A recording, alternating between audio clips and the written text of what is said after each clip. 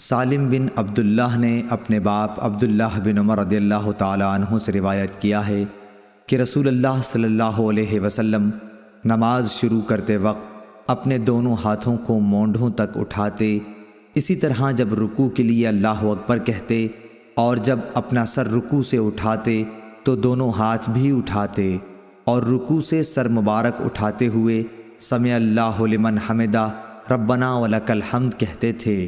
سجدے میں جاتے وقت رفع یدین نہیں کرتے تھے۔ صحیح بخاری حدیث نمبر 735۔ سالم بن عبداللہ بن عمر نے عبداللہ بن عمر رضی اللہ تعالیٰ عنہ سے خبر دی، انہوں نے بتلایا کہ میں نے رسول اللہ صلی اللہ علیہ وسلم کو دیکھا کہ جب آپ نماز کے لیے کھڑے ہوئے تو تکبیر تحریمہ کے وقت آپ نے رفع یدین کیا، آپ کے دونوں ہاتھ اس وقت مونڈھوں تک اٹھے، اور اسی طرح جب آپ رکوع کے لیے تکبیر کہتے اس وقت بھی رفع یدین کرتے، اور جب رکوع سے سر اٹھاتے اس وقت بھی کرتے۔ اس وقت آپ کہتے سمع اللہ لمن حمدہ، البتہ سجدے میں آپ رفع یدین نہیں کرتے تھے۔ صحیح بخاری حدیث نمبر 736۔ عبداللہ طحان نے بیان کیا خالد حذا سے، انہوں نے ابو قلابہ سے کہ انہوں نے مالک بن حویرث صحابی کو دیکھا کہ جب وہ نماز شروع کرتے تو تکبیر تحریمہ کے ساتھ رفع یدین کرتے، پھر جب رکوع میں جاتے اس وقت بھی رفع یدین کرتے، اور جب رکوع سے سر اٹھاتے تب بھی کرتے، اور انہوں نے بیان کیا کہ رسول اللہ صلی اللہ علیہ وسلم بھی اسی طرح کیا کرتے تھے۔ صحیح بخاری حدیث نمبر 737۔ عبداللہ بن عمر رضی اللہ تعالی عنہ نے کہا کہ میں نے نبی صلی اللہ علیہ وسلم کو دیکھا کہ آپ نماز تکبیر تحریمہ سے شروع کرتے اور تکبیر کہتے وقت اپنے دونوں ہاتھوں کو مونڈھوں تک اٹھا کر لے جاتے، اور جب رکوع کے لیے تکبیر کہتے تب بھی اسی طرح کرتے، اور جب سمع اللہ لمن حمدہ کہتے تب بھی اسی طرح کہتے، اور ربنا ولک الحمد کہتے۔ سجدہ کرتے وقت یا سجدے سے سر اٹھاتے وقت اس طرح رفع یدین نہیں کرتے تھے۔ صحیح بخاری حدیث نمبر 738۔ عبید اللہ عمری نے نافع سے بیان کیا کہ عبداللہ بن عمر رضی اللہ تعالی عنہ جب نماز میں داخل ہوتے تو پہلے تکبیر تحریمہ کہتے اور ساتھ ہی رفع یدین کرتے، اس طرح جب وہ رکوع کرتے تب، اور جب سمع اللہ لمن حمدہ کہتے تب بھی دونوں ہاتھوں کو اٹھاتے، اور جب قعدہ اولیٰ سے اٹھتے تب بھی رفع یدین کرتے۔ آپ نے اس فعل کو نبی کریم صلی اللہ علیہ وسلم تک پہنچایا کہ حضرت صلی اللہ علیہ وسلم اسی طرح نماز پڑھا کرتے تھے۔ صحیح بخاری حدیث نمبر 739۔ امام مالک رحمۃ اللہ علیہ نے ابو حازم بن دینار سے، انہوں نے سہل بن سعد رضی اللہ تعالی عنہ سے روایت کیا ہے کہ لوگوں کو حکم دیا جاتا تھا کہ نماز میں دایاں ہاتھ بائیں کلائی پر رکھیں۔ ابو حازم بن دینار نے بیان کیا کہ مجھے اچھی طرح یاد ہے کہ آپ اسے رسول اللہ صلی اللہ علیہ وسلم تک پہنچاتے تھے۔ اسماعیل بن ابی اویس نے کہا یہ بات حضرت صلی اللہ علیہ وسلم تک پہنچائی جاتی تھی، یوں نہیں کہا کہ پہنچاتے تھے۔ صحیح بخاری حدیث نمبر 740۔ حضرت ابو ہریرہ رضی اللہ تعالیٰ عنہ سے روایت ہے کہ رسول اللہ صلی اللہ علیہ وسلم نے فرمایا، کیا تم سمجھتے ہو کہ میرا منہ ادھر قبلے کی طرف ہے؟ اللہ کی قسم تمہارا رکوع اور تمہارا خشوع مجھ سے کچھ چھپا ہوا نہیں ہے، میں تمہیں اپنے پیچھے سے بھی دیکھتا رہتا ہوں۔ صحیح بخاری حدیث نمبر 741۔ شعبہ نے بیان کیا، کہا کہ میں نے قتادہ سے سنا، وہ انس بن مالک رضی اللہ تعالی عنہ سے بیان کرتے تھے، اور وہ نبی کریم صلی اللہ علیہ وسلم سے کہ آپ نے فرمایا رکوع اور سجود پوری طرح کیا کرو، اللہ کی قسم میں تمہیں اپنے پیچھے سے بھی دیکھتا رہتا ہوں، یا اس طرح کہا کہ پیٹھ پیچھے سے جب تم رکوع کرتے ہو اور سجدہ کرتے ہو تو میں تمہیں دیکھتا ہوں۔ صحیح بخاری حدیث نمبر 742۔ حفص بن عمر نے بیان کیا، انہوں نے کہا کہ ہم سے شعبہ نے قتادہ رضی اللہ تعالی عنہ کے واسطے سے بیان کیا انہوں نے حضرت انس رضی اللہ تعالیٰ عنہ سے کہ نبی کریم صلی اللہ علیہ وسلم اور ابو بکر اور عمر رضی اللہ تعالیٰ عنہ نماز میں قرأت الحمدللہ رب العالمین سے شروع کرتے تھے۔ صحیح بخاری حدیث نمبر 743۔ ابو ذرا نے کہا کہ ہم سے ابو ہریرہ رضی اللہ تعالیٰ عنہ نے بیان کیا، انہوں نے فرمایا کہ رسول اللہ صلی اللہ علیہ وسلم تکبیر تحریمہ اور قرأت کے درمیان تھوڑی دیر چپ رہتے تھے۔ ابو ذرا نے کہا میں سمجھتا ہوں ابو ہریرہ رضی اللہ تعالیٰ عنہ نے یوں کہا، یا رسول اللہ آپ پر میرے ماں باپ فدا ہوں، آپ اس تکبیر اور قرأت کے درمیان کی خاموشی کے بیچ میں کیا پڑھتے ہیں؟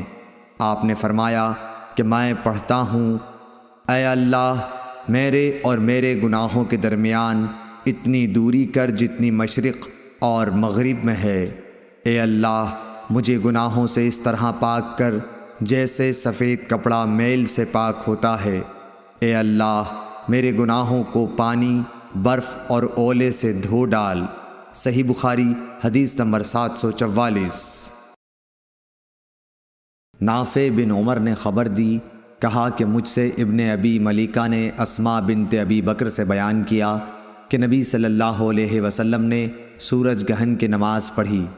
آپ جب کھڑے ہوئے تو دیر تک کھڑے رہے، پھر رکوع میں گئے تو دیر تک رکوع ہی میں رہے، پھر رکوع سے سر اٹھایا تو دیر تک kھڑے ہی رہے، پھر دوبارہ رکوع میں گئے اور دیر تک رکوع کی حالت میں رہے، اور پھر سر اٹھایا، پھر سجدہ کیا اور دیر تک سجدے میں رہے، پھر سر اٹھایا اور پھر سجدہ کیا اور دیر تک سجدے میں رہے، پھر کھڑے ہوئے اور دیر تک کھڑے ہی رہے، پھر رکوع کیا اور دیر تک رکوع ہی میں رہے، پھر آپ نے سر اٹھایا اور دیر تک کھڑے رہے، پھر دوبارہ رکوع کیا اور آپ دیر تک رکوع کی حالت میں رہے، پھر سر اٹھایا، پھر آپ سجدے میں چلے گئے اور دیر تک سجدے ہی میں رہے، پھر سر اٹھایا، پھر سجدے میں چلے گئے اور دیر تک سجدے میں رہے۔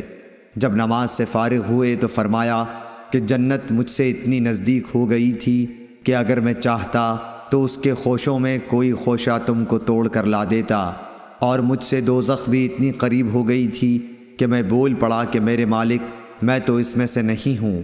میں نے وہاں ایک عورت کو دیکھا۔ نافع بیان کرتے ہیں کہ مجھے خیال ہے کہ ابن ابی ملیکہ نے بتلایا کہ اس عورت کو ایک بلی نوچ رہی تھی۔ میں نے پوچھا کہ اس کی کیا وجہ ہے؟ جواب ملا کہ اس عورت نے اس بلی کو باندھے رکھا تھا تاکہ بھوک کی وجہ سے وہ مر گئی، نہ تو اس نے اسے کھانا دیا اور نہ چھوڑا کہ وہ خود کہیں سے کھا لیتی۔ نافع نے بیان کیا کہ میرا خیال ہے کہ ابن ابی ملیکہ نے یوں کہا کہ نہ چھوڑا کہ وہ زمین کے کیڑے وغیرہ کھا لیتی۔ صحیح بخاری حدیث نمبر 745۔ ابو معمر نے بیان کیا کہ ہم نے خباب بن ارت رضی اللہ تعالی عنہ صحابی سے پوچھا، کیا رسول اللہ صلی اللہ علیہ وسلم ظہر اور عصر کی رکعتوں میں فاتحہ کے سوا اور کچھ قرأت کرتے تھے؟ انہوں نے فرمایا کہ ہاں۔ ہم نے عرض کی کہ آپ لوگ یہ بات کس طرح سمجھ جاتے تھے؟ فرمایا کہ آپ کی داڑھی مبارک کے ہلنے سے۔ صحیح بخاری حدیث نمبر 746۔ عبداللہ سبعی نے خبر دی، کہا کہ میں نے عبداللہ بن یزید رضی اللہ تعالی عنہ سے سنا کہ آپ خطبہ دے رہے تھے۔ آپ نے بیان کیا کہ ہم سے براء بن عازب رضی اللہ تعالی عنہ نے بیان کیا، اور وہ جھوٹے نہیں تھے، کہ جب وہ صحابہ نبی کریم صلی اللہ علیہ وسلم کے ساتھ نماز پڑھتے تو آن حضرت صلی اللہ علیہ وسلم کے رکوع سے سر اٹھانے کے بعد اس وقت تک کھڑے رہتے جب تک دیکھتے کہ آپ سجدے میں چلے گئے ہیں، اس وقت وہ بھی سجدے میں جاتے۔ صحیح بخاری حدیث نمبر 747۔ امام مالک نے زید بن اسلم سے بیان کیا، انہوں نے عطا بن یسار سے، انہوں نے عبداللہ بن عباس رضی اللہ تعالی عنہ سے، انہوں نے فرمایا کہ نبی کریم صلی اللہ علیہ وسلم کے عہد میں سورج گہن ہوا تو آپ نے گہن کی نماز پڑھی۔ لوگوں نے پوچھا کہ یا رسول اللہ، ہم نے دیکھا کہ نماز میں آپ اپنی جگہ سے کچھ لینے کو آگے بڑھے تھے، پھر ہم نے دیکھا کہ کچھ پیچھے ہٹے۔ آپ نے فرمایا کہ میں نے جنت دیکھی تو اس میں سے ایک خوشہ لینا چاہا، اور اگر میں لے لیتا تو اس وقت تک تم اسے کھاتے رہتے جب تک دنیا موجود ہے۔ صحیح بخاری حدیث نمبر 748۔ انس بن مالک رضی اللہ تعالی عنہ سے روایت ہے، آپ نے کہا کہ نبی کریم صلی اللہ علیہ وسلم نے ہم کو نماز پڑھائی، پھر منبر پر تشریف لائے اور اپنے ہاتھ سے قبلے کی طرف اشارہ کر کے فرمایا کہ ابھی جب میں نماز پڑھ رہا تھا تو جنت اور دوزخ کو اس دیوار پر دیکھا، اس کی تصویریں اس دیوار میں قبلے کی طرف نمودار ہوئیں، تو میں نے آج کی طرح خیر اور شر کبھی نہیں دیکھی۔ آپ نے قول مذکور 3 بار فرمایا۔ صحیح بخاری حدیث نمبر 749۔ سعید بن مہران ابن ابی عروبہ نے بیان کیا، انہوں نے کہا کہ ہم سے قتادہ نے بیان کیا کہ انس بن مالک رضی اللہ تعالی عنہ نے ان سے بیان کیا کہ نبی کریم صلی اللہ علیہ وسلم نے فرمایا، لوگوں کا کیا حال ہے جو نماز میں اپنی نظریں آسمان کی طرف اٹھاتے ہیں۔ آپ نے اس سے نہایت سختی سے روکا، یہاں تک کہ آپ نے فرمایا کہ لوگ اس حرکت سے باز آ جائیں ورنہ ان کی بینائی اچک لی جائے گی۔ صحیح بخاری حدیث نمبر 750۔ حضرت عائشہ رضی اللہ تعالی عنہا نے بتلایا کہ میں نے رسول اللہ صلی اللہ علیہ وسلم سے نماز میں ادھر ادھر دیکھنے کے بارے میں پوچھا۔ آپ نے فرمایا کہ یہ تو ڈاکہ ہے جو شیطان بندے کی نماز پر ڈالتا ہے۔ صحیح بخاری حدیث نمبر 751۔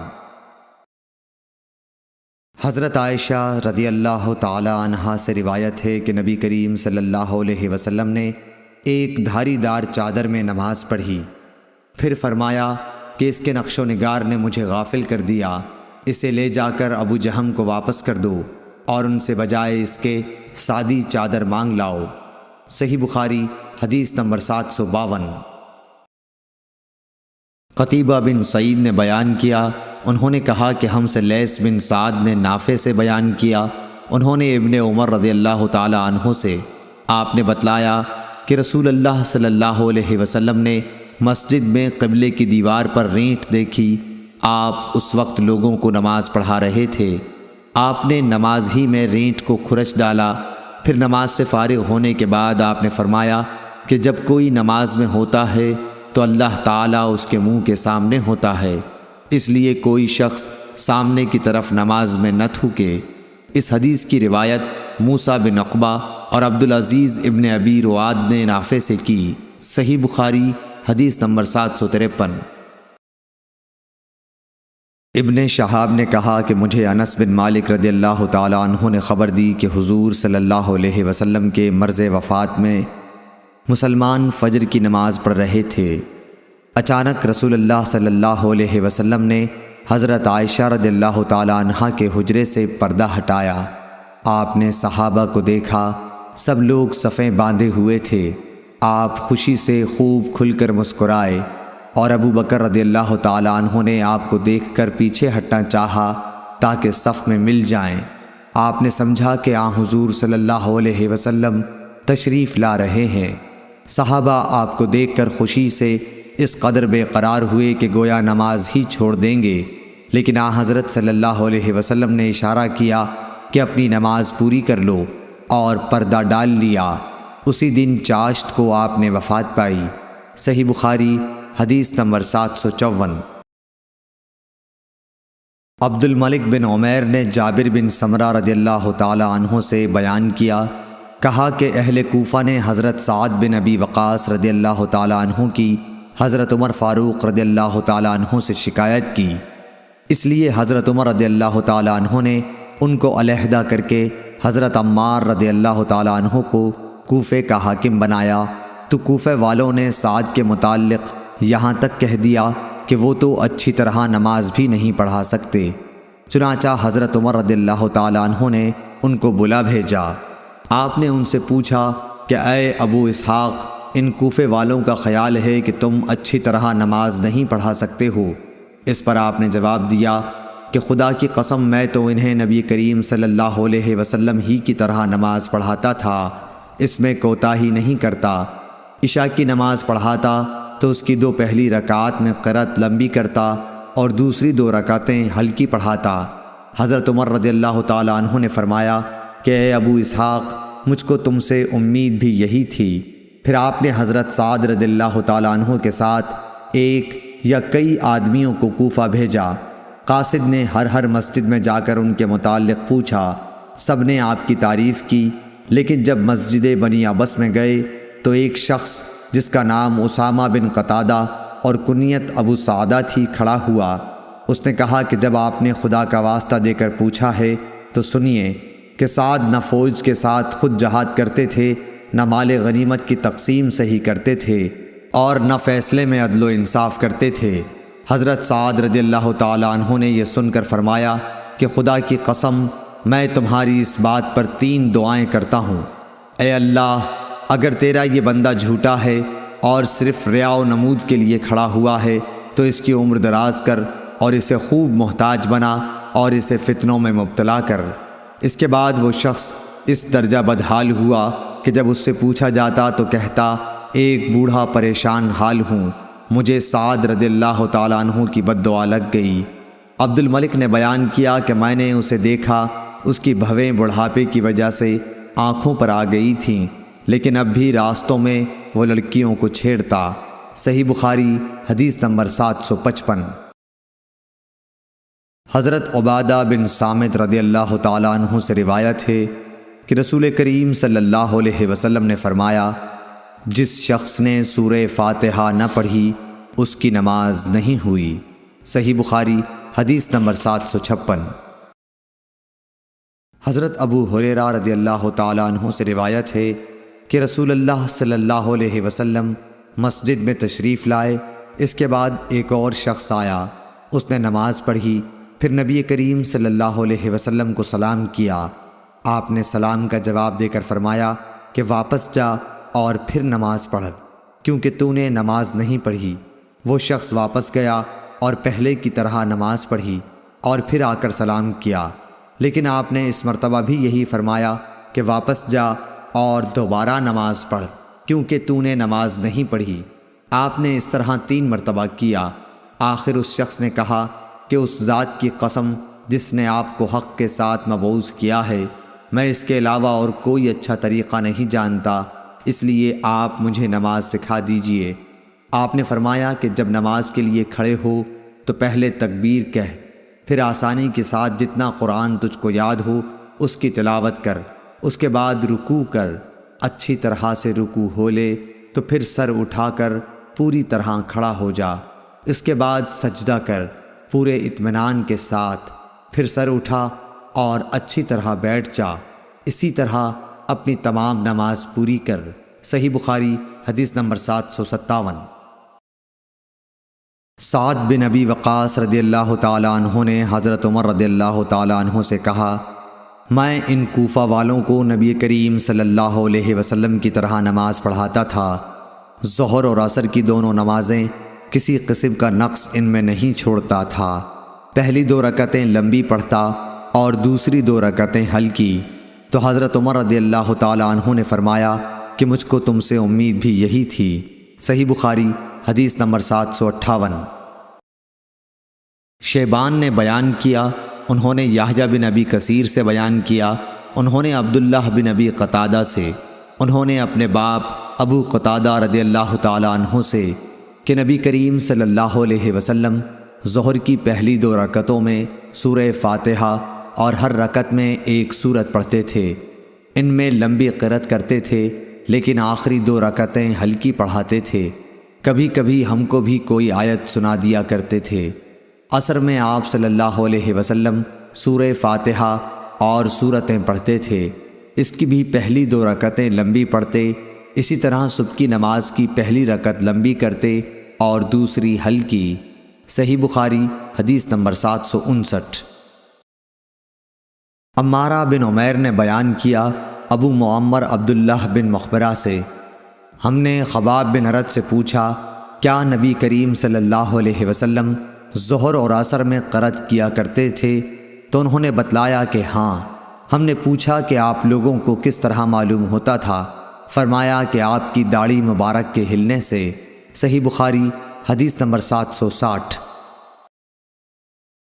محمد بن یوسف پیکندی نے بیان کیا، کہا کہ ہم سے سفیان بن عینہ نے اعمش سے، انہوں نے عمارہ بن عمیر سے، انہوں نے ابو معمر سے کہ میں نے خباب بن ارد سے پوچھا کہ کیا نبی کریم صلی اللہ علیہ وسلم ظہر اور عصر کی نمازوں میں قرأت کیا کرتے تھے؟ تو انہوں نے کہا کہ ہاں۔ میں نے کہا کہ حضرت صلی اللہ علیہ وسلم کی قرأت کرنے کو آپ لوگ کس طرح معلوم کر لیتے تھے؟ فرمایا کہ آپ کی داڑھی مبارک کے ہلنے سے۔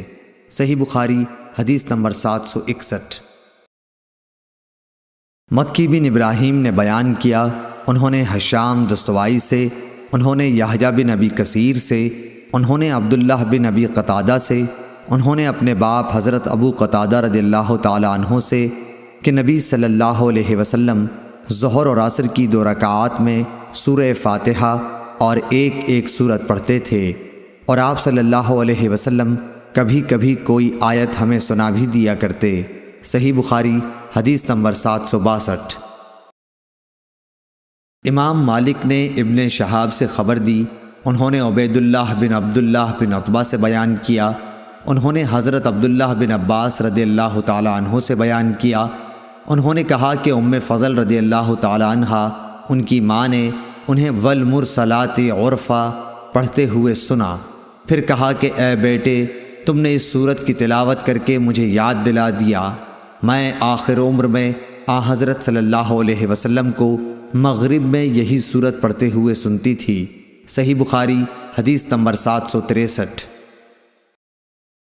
ابو عاصم نبیل نے بیان کیا، انہوں نے عبد الملک بن جریر سے، انہوں نے ابن ابی ملیکہ ظہیر بن عبداللہ سے، انہوں نے عروہ بن زبیر سے، انہوں نے مروان بن حکم سے سنا، اس نے کہا زید بن ثابت نے مجھے ٹوکا کہ تمہیں کیا ہو گیا کہ تم مغرب میں چھوٹی چھوٹی سورتیں پڑھتے ہو؟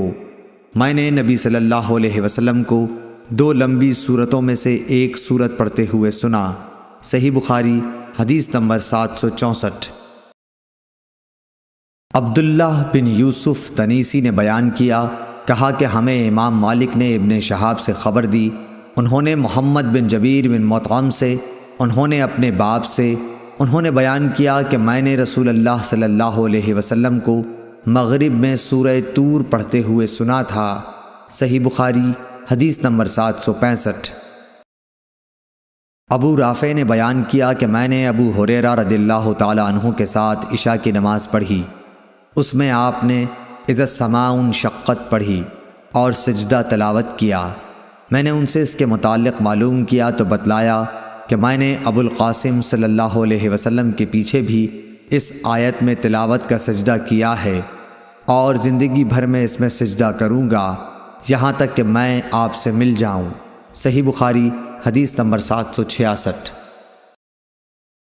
ابو الولید حشام بن عبد الملک نے بیان کیا، کہا کہ ہم سے شعبہ نے بیان کیا عدی بن ثابت سے، انہوں نے بیان کیا کہ میں نے براء بن عازب سے سنا کہ میں نے رسول کریم صلی اللہ علیہ وسلم سے سنا، آپ سفر میں تھے کہ عشاء کی 2 پہلی رکعات میں سے کسی ایک رکعت میں آپ نے والتین والزیتون پڑھی۔ صحیح بخاری حدیث نمبر 767۔ یزید بن زری نے بیان کیا، کہا کہ ہم سے تیمی نے ابو بکر سے، انہوں نے ابو رافع سے، انہوں نے کہا کہ میں نے حضرت ابو ہریرہ رضی اللہ تعالی عنہ کے ساتھ عشاء پڑھی، آپ نے اذا السماء انشقت پڑھی اور سجدہ کیا۔ اس پر میں نے کہا کہ یہ سجدہ کیسا ہے؟ آپ نے جواب دیا کہ اس صورت میں نے ابو القاسم صلی اللہ علیہ وسلم کے پیچھے سجدہ کیا تھا، اس لیے میں بھی ہمیشہ اس میں سجدہ کروں گا یہاں تک کہ آپ سے مل جاؤں۔ صحیح بخاری حدیث نمبر 768۔ عدی بن ثابت نے کہا، انہوں نے براء رضی اللہ تعالی عنہ سے سنا، انہوں نے بیان کیا کہ میں نے نبی کریم صلی اللہ علیہ وسلم کو عشاء میں والتین والزیتون پڑھتے سنا، میں نے آپ سے زیادہ اچھی آواز یا اچھی قرأت والا کسی کو نہیں پایا۔ صحیح بخاری حدیث نمبر 769۔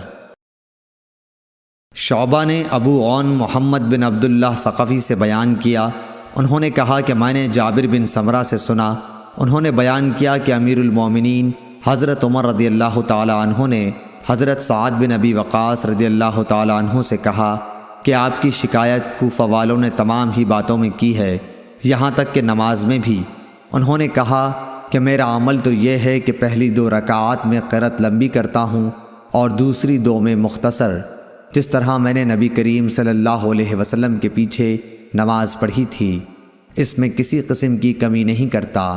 حضرت عمر رضی اللہ تعالی عنہ نے فرمایا کہ سچ کہتے ہو، تم سے امید بھی اسی کی ہے۔ صحیح بخاری حدیث نمبر 770۔ سیار بن سلامہ نے بیان کیا، انہوں نے بیان کیا کہ میں اپنے باپ کے ساتھ ابو برزہ اسلمی صحابی رضی اللہ تعالی عنہ کے پاس گیا۔ ہم نے آپ سے نماز کے وقتوں کے متعلق پوچھا تو انہوں نے کہا کہ نبی کریم صلی اللہ علیہ وسلم ظہر کی نماز سورج ڈھلنے پر پڑھتے تھے، عصر جب پڑھتے تو مدینے کے انتہائی کنارے تک ایک شخص چلا جاتا لیکن سورج اب بھی باقی رہتا۔ مغرب کے متعلق جو کچھ آپ نے کہا وہ مجھے یاد نہیں رہا، اور عشاء کے لیے تہائی رات تک دیر کرنے میں کوئی حرج محسوس نہیں کرتے تھے، اور آپ اس سے پہلے سونے کو اور اس کے بعد بات چیت کرنے کو ناپسند کرتے تھے۔ جب نماز صبح سے فارغ ہوتے تو ہر شخص اپنے قریب بیٹھے ہوئے کو پہچان سکتا تھا۔ آپ دونوں رکعات میں یا ایک میں 60 سے لے کر 100 تک آیتیں پڑھتے۔ صحیح بخاری حدیث نمبر 771۔ عبد الملک بن جریح نے خبر دی، کہا کہ مجھے عطا بن ابی رباح نے خبر دی کہ انہوں نے ابو ہریرہ رضی اللہ تعالی عنہ سے سنا، وہ فرماتے تھے کہ ہر نماز میں قرآن مجید کی تلاوت کی جائے گی جن میں نبی کریم صلی اللہ علیہ وسلم نے ہمیں قرآن سنایا تھا، ہم بھی تمہیں ان میں سنائیں گے، اور جن نمازوں میں آپ نے آہستہ قرأت کی ہم بھی ان میں آہستہ ہی قرأت کریں گے، اور اگر سورہ فاتحہ ہی پڑھو جب بھی کافی ہے، لیکن اگر زیادہ پڑھ لو تو اور بہتر ہے۔ صحیح بخاری حدیث نمبر 772۔ حضرت عبداللہ بن عباس رضی اللہ تعالی عنہ سے روایت ہے، انہوں نے کہا کہ نبی کریم صلی اللہ علیہ وسلم ایک مرتبہ چند صحابہ رضی اللہ عنہم کے ساتھ عکاظ کے بازار کی طرف گئے۔ ان دنوں شیاطین کو آسمان کی خبریں لینے سے روک دیا گیا تھا اور ان پر انگارے شہاب ثاقب پھینکے جانے لگے تھے، تو وہ شیاطین اپنے قوم کے پاس آئے اور پوچھا کہ بات کیا ہوئی۔ انہوں نے کہا کہ ہمیں آسمان کی خبریں لینے سے روک دیا گیا ہے، اور جب ہم آسمان کی طرف جاتے ہیں تو ہم پر شہاب ثاقب پھینکے جاتے ہیں۔ شیاطین نے کہا کہ آسمان کی خبریں لینے سے روکنے کی کوئی نئی وجہ ہوئی ہے، اس لیے تم مشرق و مغرب میں ہر طرف پھیل جاؤ اور اس سبب کو معلوم کرو جو تمہیں آسمان کی خبریں لینے سے روکنے کا سبب ہوا ہے۔ وجہ معلوم کرنے کے لیے نکلے ہوئے شیاطین تہامہ کی طرف گئے، جہاں نبی کریم صلی اللہ علیہ وسلم عکاظ کے بازار کو جاتے ہوئے مقام نخلہ میں اپنے اصحاب کے ساتھ نماز فجر پڑھ رہے تھے۔ جب قرآن مجید انہوں نے سنا تو غور سے اس کی طرف کان لگا دیے، پھر کہا اللہ کی قسم یہی ہے جو آسمان کی خبریں سننے سے روکنے کا باعث بنا ہے۔ پھر وہ اپنی قوم کی طرف لوٹے اور کہا قوم کے لوگوں، ہم نے حیرت انگیز قرآن سنا جو سیدھے راستے کی طرف ہدایت کرتا ہے، اس لیے ہم اس پر ایمان لاتے ہیں اور اپنے رب کے ساتھ کسی کو شریک نہیں ٹھہراتے۔ اس پر نبی کریم صلی اللہ علیہ وسلم پر یہ آیت نازل ہوئی، قل اوحی الی، آپ کہیے کہ مجھے وحی کے ذریعے بتایا گیا ہے اور آپ پر جنوں کی گفتگو وحی کی گئی تھی۔ صحیح بخاری حدیث نمبر 773۔ ابن عباس رضی اللہ تعالی عنہ نے بتلایا کہ نبی کریم صلی اللہ علیہ وسلم کو جن نمازوں میں بلند آواز سے قرآن مجید پڑھنے کا حکم ہوا تھا آپ نے ان میں بلند آواز سے پڑھا، اور جن میں آہستہ پڑھنے کا حکم ہوا تھا ان میں آپ نے آہستہ سے پڑھا، اور تیرا رب بھولنے والا نہیں، اور رسول اللہ صلی اللہ علیہ وسلم کی زندگی تمہارے لیے بہترین نمونہ ہے۔ صحیح بخاری حدیث نمبر 774۔ ایک شخص عبداللہ بن مسعود رضی اللہ تعالی عنہ کی خدمت میں حاضر ہوا اور کہا کہ میں نے رات ایک رکعت میں مفصل کی صورت پڑھی۔ آپ نے فرمایا کہ کیا اس طرح جلدی جلدی پڑھی جیسے شعر پڑھے جاتے ہیں؟ میں ان ہم معنی صورتوں کو جانتا ہوں جنہیں نبی کریم صلی اللہ علیہ وسلم ایک ساتھ ملا کر پڑھتے تھے۔ آپ نے مفصل کی 20 صورتوں کا ذکر کیا، ہر رکعت کے لیے 2 صورتیں۔ صحیح بخاری حدیث نمبر 775۔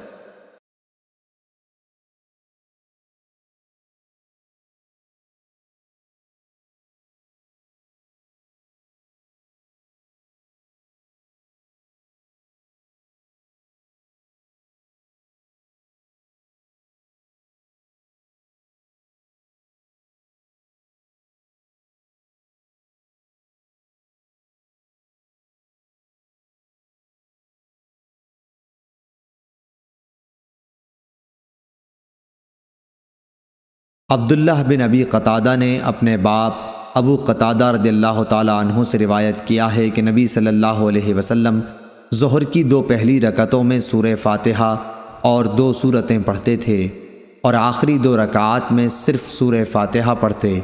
کبھی کبھی ہمیں ایک آیت سنا بھی دیا کرتے تھے، اور پہلی رکعت میں قرأت دوسری رکعات سے زیادہ کرتے تھے۔ عصر اور صبح کی نمازوں میں بھی آپ کا یہی معمول تھا۔ صحیح بخاری حدیث نمبر 776۔ ابو معمر عبداللہ بن مخبرہ نے بیان کیا کہ ہم نے خباب بن ارت رضی اللہ تعالیٰ عنہ سے کہا کہ کیا رسول اللہ صلی اللہ علیہ وسلم ظہر اور عصر میں قرآن مجید پڑھتے تھے؟ انہوں نے جواب دیا کہ ہاں۔ ہم نے پوچھا کہ آپ کو معلوم کس طرح ہوتا تھا؟ انہوں نے بتایا کہ آپ کی ریش مبارک ہلنے سے۔ صحیح بخاری حدیث نمبر 777۔ یحییٰ بن ابی کثیر نے بیان کیا، انہوں نے کہا کہ مجھ سے عبداللہ بن ابی قتادہ نے بیان کیا، وہ اپنے والد ابو قتادہ رضی اللہ تعالیٰ عنہ سے، کہ نبی صلی اللہ علیہ وسلم ظہر اور عصر کی 2 پہلی رکعتوں میں سورہ فاتحہ اور کوئی اور سورت پڑھتے تھے۔ کبھی کبھی آپ کوئی آیت ہمیں سنا بھی دیا کرتے تھے۔ پہلی رکعت میں قرأت زیادہ طویل کرتے تھے۔ صحیح بخاری حدیث نمبر 778۔ حشام دستوائی نے بیان کیا، انہوں نے یحییٰ بن ابی کثیر سے بیان کیا، انہوں نے عبداللہ بن ابی قتادہ سے، انہوں نے اپنے والد ابو قتادہ رضی اللہ تعالیٰ عنہ سے، کہ نبی کریم صلی اللہ علیہ وسلم ظہر کی پہلی رکعت میں قرأت طویل کرتے تھے اور دوسری رکعت میں مختصر۔ صبح کی نماز میں بھی آپ اسی طرح کرتے تھے۔ صحیح بخاری حدیث نمبر 779۔ سعید بن مسیب اور ابو سلمہ بن عبد الرحمن نے حضرت ابو ہریرہ رضی اللہ تعالیٰ عنہ سے خبر دی کہ رسول اللہ صلی اللہ علیہ وسلم نے فرمایا کہ جب امام آمین کہے تو تم بھی آمین کہو، کیونکہ جس کی آمین ملائکہ کی آمین کے ساتھ ہو گئی اس کے تمام گناہ معاف کر دیے جائیں گے۔ ابن شہاب نے بیان کیا کہ رسول اللہ صلی اللہ علیہ وسلم آمین کہتے تھے۔ صحیح بخاری حدیث نمبر 780۔ حضرت ابو ہریرہ رضی اللہ تعالیٰ عنہ سے روایت ہے کہ رسول اللہ صلی اللہ علیہ وسلم نے فرمایا کہ جب کوئی تم میں سے آمین کہے اور فرشتوں نے بھی اسی وقت آسمان پر آمین کہی، اس طرح ایک کی آمین دوسرے کی آمین کے ساتھ مل گئی تو اس کے پچھلے تمام گناہ معاف ہو جاتے ہیں۔ صحیح بخاری حدیث نمبر 781۔ حضرت ابو ہریرہ رضی اللہ تعالیٰ عنہ سے روایت ہے کہ رسول اللہ صلی اللہ علیہ وسلم نے فرمایا کہ جب امام غیر المغضوب علیہم ولا الضالین کہے تو تم بھی آمین کہو، کیونکہ جس نے فرشتوں کے ساتھ آمین کہی اس کے پچھلے تمام گناہ معاف کر دیے جاتے ہیں۔ سمیع کے ساتھ اس حدیث کو محمد بن عمرو نے بھی ابو سلمہ سے، انہوں نے ابو ہریرہ رضی اللہ تعالیٰ عنہ سے، انہوں نے حضرت صلی اللہ علیہ وسلم سے روایت کیا، اور نعیم مجمر نے بھی ابو ہریرہ رضی اللہ تعالیٰ عنہ سے، انہوں نے حضرت صلی اللہ علیہ وسلم سے۔ صحیح بخاری حدیث نمبر 782۔ حمام بن یحییٰ نے زیاد بن حسان عالم سے بیان کیا، انہوں نے حضرت حسن رضی اللہ تعالیٰ عنہ سے، انہوں نے حضرت ابو بکرہ رضی اللہ تعالیٰ عنہ سے، کہ وہ رسول اللہ صلی اللہ علیہ وسلم کی طرف نماز پڑھنے کے لیے گئے۔ آپ اس وقت رکوع میں تھے، اس لیے صف تک پہنچنے سے پہلے ہی انہوں نے رکوع کر لیا۔ پھر اس کا ذکر نبی کریم صلی اللہ علیہ وسلم سے کیا تو آپ نے فرمایا کہ اللہ تمہارا شوق اور زیادہ کرے، لیکن دوبارہ ایسا نہ کرنا۔ صحیح بخاری حدیث نمبر 783۔ عبداللہ طحان نے سعید بن ایاس حریری سے بیان کیا، انہوں نے ابو العلا یزید بن عبداللہ سے، انہوں نے مطرف بن عبداللہ سے، انہوں نے عمران بن حسین سے کہ انہوں نے حضرت علی رضی اللہ تعالیٰ عنہ کے ساتھ بصرہ میں ایک مرتبہ نماز پڑھی، پھر کہا کہ ہمیں انہوں نے وہ نماز یاد دلا دی جو ہم نبی صلی اللہ علیہ وسلم کے ساتھ پڑھا کرتے تھے۔ پھر کہا کہ حضرت علی رضی اللہ تعالیٰ عنہ جب سر اٹھاتے اور جب سر جھکاتے اس وقت تکبیر کہتے۔ صحیح بخاری حدیث نمبر 784۔ امام مالک رحمۃ اللہ علیہ نے ابن شہاب سے خبر دی، انہوں نے ابو سلمہ بن عبد الرحمن سے، انہوں نے ابو ہریرہ رضی اللہ تعالیٰ عنہ سے کہ آپ لوگوں کو نماز پڑھاتے تھے تو جب بھی وہ جھکتے اور جب بھی وہ اٹھتے تکبیر ضرور کہتے، پھر جب فارغ ہوتے تو فرماتے کہ میں نماز پڑھنے میں تم سب لوگوں سے زیادہ رسول اللہ صلی اللہ علیہ وسلم کی نماز سے مشابہت رکھنے والا ہوں۔ صحیح بخاری حدیث نمبر 785۔ حماد بن زید نے بیان کیا، انہوں نے غیلان بن جریر سے بیان کیا، انہوں نے مطرف بن عبداللہ بن شخیر سے، انہوں نے کہا کہ میں نے اور عمران بن حسین نے علی بن ابی طالب رضی اللہ تعالیٰ عنہ کے پیچھے نماز پڑھی تو وہ جب بھی سجدہ کرتے تو تکبیر کہتے، اسی طرح جب سر اٹھاتے تو تکبیر کہتے، جب 2 رکعات کے بعد اٹھتے تو تکبیر کہتے۔ جب نماز ختم ہوئی تو عمران بن حسین نے میرا ہاتھ پکڑ کر کہا کہ حضرت علی رضی اللہ تعالیٰ عنہ نے آج حضرت محمد صلی اللہ علیہ وسلم کی نماز یاد دلا دی، یا یہ کہا کہ اس شخص نے ہم کو حضرت صلی اللہ علیہ وسلم کی نماز کی طرح آج نماز پڑھائی۔ صحیح بخاری حدیث نمبر 786۔ حشیم بن بشیر نے ابو بشر حفص بن ابی وحشیہ سے خبر دی، انہوں نے اکرمہ سے، انہوں نے بیان کیا کہ میں نے ایک شخص کو مقام ابراہیم میں نماز پڑھتے ہوئے دیکھا کہ ہر جھکنے اور اٹھنے پر وہ تکبیر کہتا تھا، اسی طرح کھڑے ہوتے وقت اور بیٹھتے وقت بھی۔ میں نے ابن عباس رضی اللہ تعالیٰ عنہ کو اس کی اطلاع دی، آپ نے فرمایا، ارے تیری ماں مرے، کیا یہ رسول اللہ صلی اللہ علیہ وسلم کسی نماز نہیں ہے؟ صحیح بخاری حدیث نمبر 787۔ حمام بن یحییٰ نے قتادہ سے بیان کیا، وہ اکرمہ سے کہا کہ میں نے مکے میں ایک بوڑھے کے پیچھے ظہر کی نماز پڑھی، انہوں نے تمام نماز میں 22 تکبیریں کہیں۔ اس پر میں نے ابن عباس رضی اللہ تعالیٰ عنہ سے کہا کہ یہ بوڑھا بالکل بے عقل معلوم ہوتا ہے۔ ابن عباس رضی اللہ تعالیٰ عنہ نے فرمایا، تمہاری ماں تمہیں روئے، یہ تو ابو القاسم صلی اللہ علیہ وسلم کی سنت ہے۔ اور موسیٰ بن اسماعیل نے یوں بھی بیان کیا کہ ہم سے ابان نے بیان کیا، کہا کہ ہم سے قتادہ نے، انہوں نے کہا کہ ہم سے اکرمہ نے یہ حدیث بیان کی۔ صحیح بخاری حدیث نمبر 788۔ ابو بکر بن عبد الرحمن بن حارث نے خبر دی کہ انہوں نے ابو ہریرہ رضی اللہ تعالیٰ عنہ سے سنا، انہوں نے بتلایا کہ حضرت صلی اللہ علیہ وسلم جب نماز کے لیے کھڑے ہوتے تو تکبیر کہتے، پھر جب رکوع کرتے تب بھی تکبیر کہتے تھے، پھر جب سر اٹھاتے تو سمع اللہ لمن حمدہ کہتے، اور کھڑے ہی کھڑے ربنا لک الحمد کہتے، پھر اللہ اکبر کہتے ہوئے سجدے کے لیے جھکتے، پھر جب سر اٹھاتے تو اللہ اکبر کہتے، پھر جب دوسرے سجدے کے لیے جھکتے تب تکبیر کہتے، اور جب سجدے سے سر اٹھاتے تب بھی تکبیر کہتے۔ اسی طرح آپ تمام نماز پوری کر لیتے تھے۔ قعدہ اولیٰ سے اٹھنے پر بھی تکبیر کہتے تھے۔ اس حدیث میں عبداللہ بن صالح نے لیس کے واسطے سے بجائے ربنا لک الحمد کے ربنا ولک الحمد نقل کیا ہے۔ ربنا لک الحمد کہے یا ربنا ولک الحمد، واو کے ساتھ ہر دو طریقے سے درست ہے۔ صحیح بخاری حدیث نمبر 789۔ شعبہ نے بیان کیا ابو یغفور اکبر سے، انہوں نے بیان کیا کہ میں نے مصعب بن سعد سے سنا، انہوں نے کہا کہ میں نے اپنے والد کے پہلو میں نماز پڑھی اور اپنی دونوں ہتھیلیوں کو ملا کر رانوں کے درمیان رکھ لیا۔ اس پر میرے باپ نے مجھے ٹوکا اور فرمایا کہ ہم بھی پہلے اسی طرح کرتے تھے، لیکن بعد میں اس سے روک دیے گئے اور حکم ہوا کہ ہم اپنے ہاتھوں کو گھٹنوں پر رکھیں۔ صحیح بخاری حدیث نمبر 790۔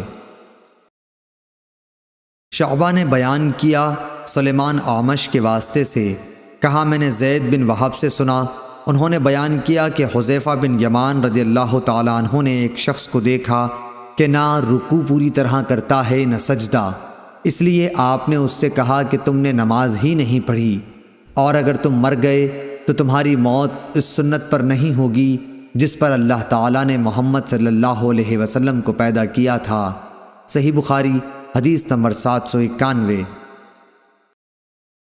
شعبہ نے بیان کیا، انہوں نے کہا کہ مجھے حکم نے ابن ابی لیلہ سے خبر دی، انہوں نے برا بن عازب رضی اللہ تعالی عنہ سے، انہوں نے بتلایا کہ نبی کریم صلی اللہ علیہ وسلم کے رکوع و سجود، دونوں سجدوں کے درمیان کا وقفہ، اور جب رکوع سے سر اٹھاتے تو تقریباً سب برابر تھے سوائے قیام اور تشہد کے قعود کے۔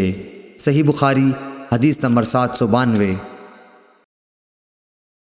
سعید بن ابی سعید مقبری نے اپنے والد سے بیان کیا، انہوں نے ابو ہریرہ رضی اللہ تعالی عنہ سے کہ نبی کریم صلی اللہ علیہ وسلم مسجد میں تشریف لے گئے، اتنے میں ایک شخص آیا اور نماز پڑھنے لگا۔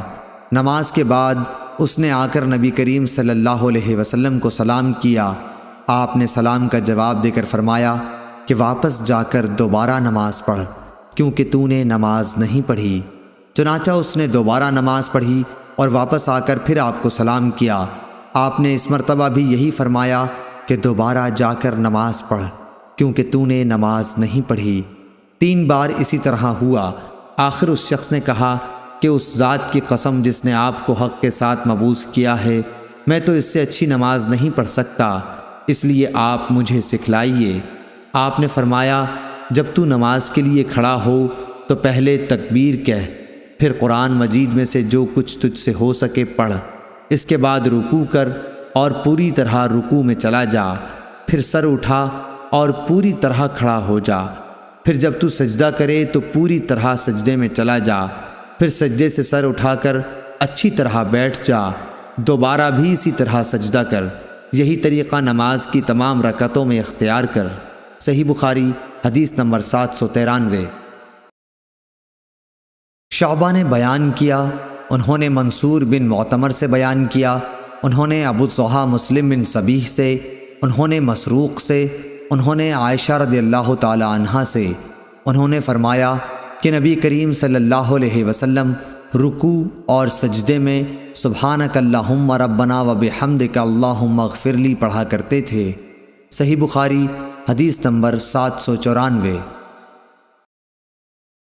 ابن ابی ذئب نے بیان کیا، انہوں نے سعید مقبری سے بیان کیا، انہوں نے حضرت ابو ہریرہ رضی اللہ تعالی عنہ سے کہ نبی کریم صلی اللہ علیہ وسلم جب سمع اللہ لمن حمدہ کہتے تو اس کے بعد اللہم ربنا ولک الحمد بھی کہتے۔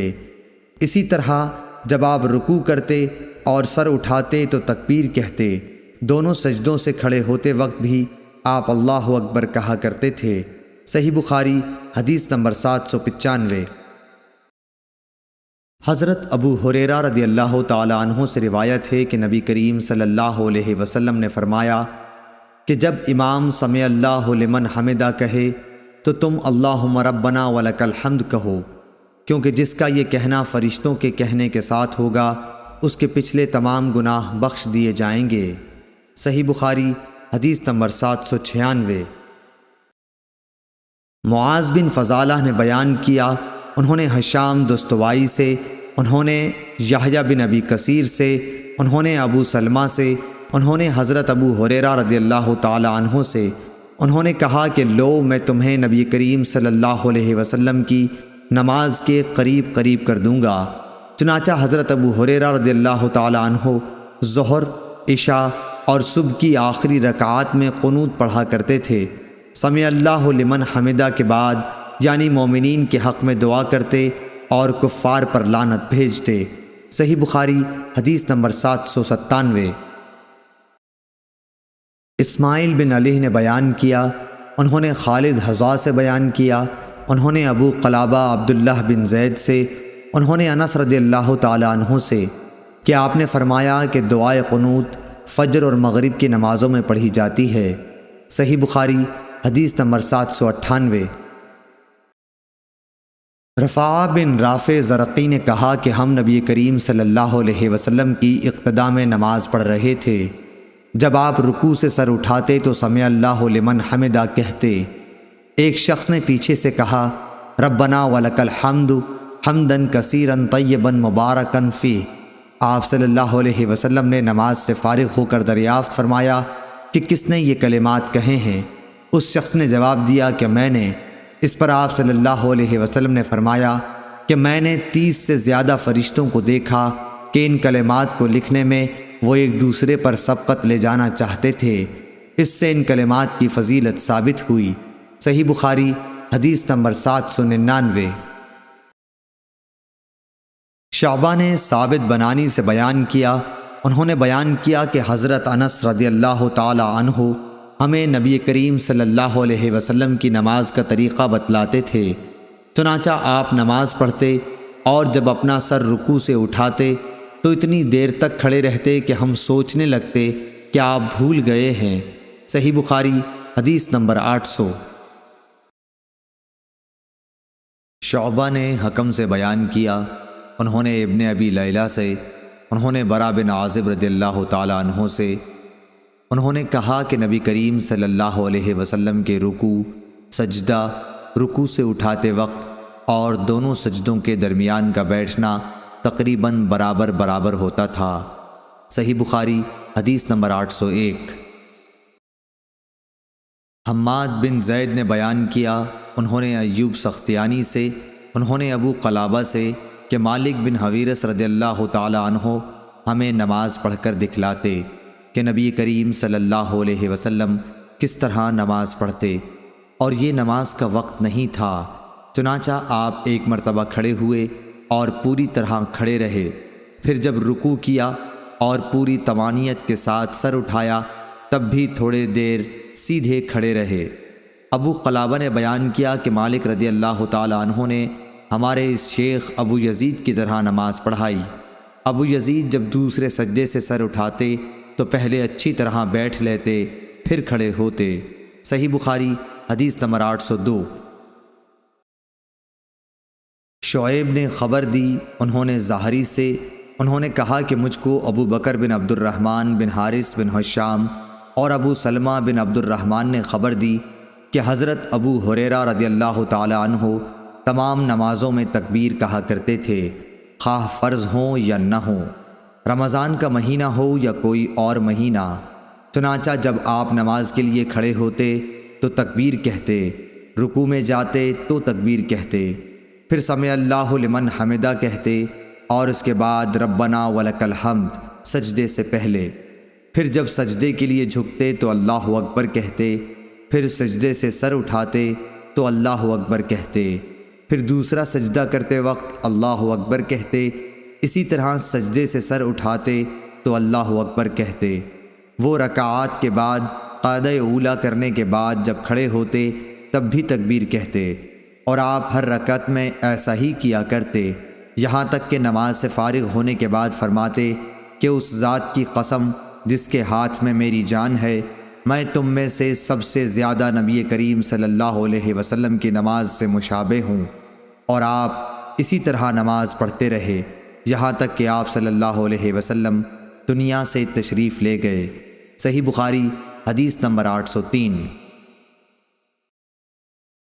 ابو بکر اور ابو سلمہ دونوں نے کہا کہ حضرت ابو ہریرہ رضی اللہ تعالی عنہ نے بتلایا کہ رسول اللہ صلی اللہ علیہ وسلم جب سر مبارک رکوع سے اٹھاتے تو سمع اللہ لمن حمدہ ربنا ولک الحمد کہہ کر چند لوگوں کے لیے دعائیں کرتے اور نام لے لے کر فرماتے، یا اللہ ولید بن ولید، سلمہ بن حشام، عیاش بن ابی ربیعہ اور تمام کمزور مسلمانوں کو کفار سے نجات دے۔ اے اللہ قبیلہ مضر کے لوگوں کو سختی کے ساتھ کچل دے اور ان پر ایسا قحط مسلط کر جیسا یوسف علیہ السلام کے زمانے میں آیا تھا۔ ان دنوں پورب والے قبیلہ مضر کے لوگ مخالفین میں تھے۔ صحیح بخاری حدیث نمبر 804۔ علی بن عبداللہ مدینی نے بیان کیا، کہا کہ ہم سے سفیان بن عیینہ نے بار بار ظاہری سے یہ بیان کیا کہ انہوں نے کہا کہ میں نے انس بن مالک رحمۃ اللہ علیہ کو یہ کہتے ہوئے سنا کہ رسول اللہ صلی اللہ علیہ وسلم گھوڑے سے زمین پر گر گئے۔ سفیان نے اکثر بجائے ان فرس کے من فرس کہا۔ گرنے سے آپ کا دایاں پہلو زخمی ہو گیا تو ہم آپ کی خدمت میں عیادت کی غرض سے حاضر ہوئے۔ اتنے میں نماز کا وقت ہو گیا اور آپ نے ہمیں بیٹھ کر نماز پڑھائی۔ ہم بھی بیٹھ گئے۔ سفیان نے ایک مرتبہ کہا کہ ہم نے بھی بیٹھ کر نماز پڑھی۔ جب آپ نماز سے فارغ ہو گئے تو فرمایا کہ امام اس لیے ہے کہ اس کی اقتدا کی جائے، اس لیے جب وہ تکبیر کہے تو تم بھی تکبیر کہو، جب رکوع کرے تو تم بھی رکوع کرو، جب سر اٹھائے تو تم بھی سر اٹھاؤ، اور جب وہ سمع اللہ لمن حمدہ کہے تو تم ربنا ولک الحمد کہو، اور جب سجدہ کرے تو تم بھی سجدہ کرو۔ سفیان نے اپنے شاگرد علی بن مدینی سے پوچھا کہ کیا معمر نے بھی اسی طرح حدیث بیان کی تھی؟ علی کہتے ہیں کہ میں نے کہا جی ہاں۔ اس پر سفیان بولے کہ معمر کو حدیث یاد تھی۔ ظاہری نے یوں کہا ولک الحمد۔ سفیان نے یہ بھی کہا کہ مجھے یاد ہے کہ ظاہری نے یوں کہا آپ کا دایاں بازو چھل گیا تھا جب ہم ظاہری کے پاس سے نکلے۔ ابن جریح نے کہا میں ظاہری کے پاس موجود تھا تو انہوں نے یوں کہا کہ آپ کی داہنی پنڈلی چھل گئی۔ صحیح بخاری حدیث نمبر 805۔ سعید بن مسیب اور عطا بن یزید لیثی نے خبر دی کہ ابو ہریرہ رضی اللہ تعالی عنہ نے انہیں خبر دی کہ لوگوں نے پوچھا یا رسول اللہ کیا ہم اپنے رب کو قیامت میں دیکھ سکیں گے؟ آپ نے جواب کے لیے پوچھا کیا تمہیں 14ویں رات کے چاند کو دیکھنے میں جبکہ اس کے قریب کہیں بادل بھی نہ ہو شبہ ہوتا ہے؟ لوگ بولے ہرگز نہیں یا رسول اللہ صلی اللہ علیہ وسلم۔ پھر آپ نے پوچھا اور کیا تمہیں سورج کے دیکھنے میں جبکہ اس کے قریب کہیں بادل بھی نہ ہو شبہ ہوتا ہے؟ لوگوں نے کہا کہ نہیں یا رسول اللہ۔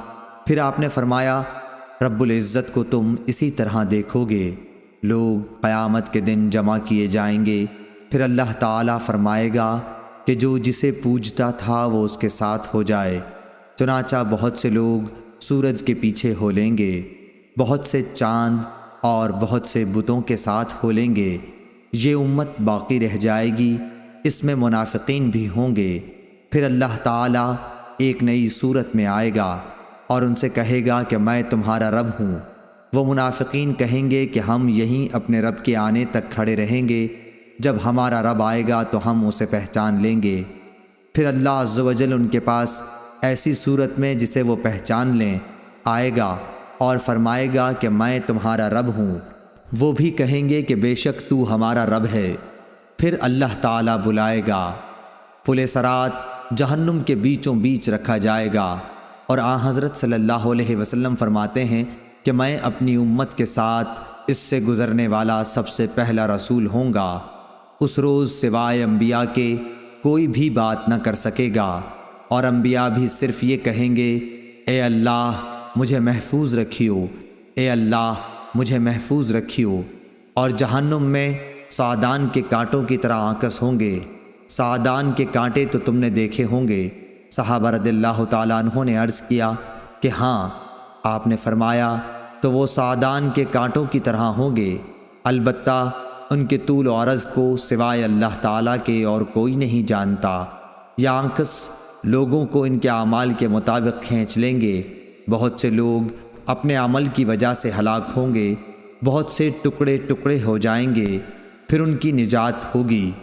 جہنمیوں میں سے اللہ تعالیٰ جس پر رحم فرمانا چاہے گا تو ملائکہ کو حکم دے گا کہ جو خالص اللہ تعالیٰ ہی کی عبادت کرتے تھے انہیں باہر نکال لو۔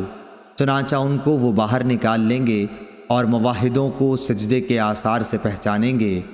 اللہ تعالیٰ نے جہنم پر سجدے کے آثار کا جلانا حرام کر دیا ہے۔ چنانچہ یہ جب جہنم سے نکالے جائیں گے تو اثر سجدہ کے سوا ان کے جسم کے تمام ہی حصوں کو آگ جلا چکی ہوگی۔ جب جہنم سے باہر ہوں گے تو بالکل جل چکے ہوں گے، اس لیے ان پر آب حیات ڈالا جائے گا جس سے وہ اس طرح ابھر آئیں گے جیسے سیلاب کے کوڑے کرکٹ پر سیلاب کے تھمنے کے بعد سبزہ ابھر آتا ہے۔ پھر اللہ تعالیٰ بندوں کے حساب سے فارغ ہو جائے گا، لیکن ایک شخص جنت اور دوزخ کے درمیان اب بھی باقی رہ جائے گا۔ یہ جنت میں داخل ہونے والا آخری دوزخی شخص ہوگا۔ اس کا منہ دوزخ کی طرف ہوگا، اس لیے کہے گا کہ اے میرے رب، میرے منہ کو دوزخ کی طرف سے پھیر دے، کیونکہ اس کی بدبو مجھ کو مارے ڈالتی ہے اور اس کی چمک مجھے جلائے دیتی ہے۔ اللہ تعالیٰ پوچھے گا، کیا اگر تیری یہ تمنا پوری کر دوں تو دوبارہ کوئی نیا سوال تو نہیں کرے گا؟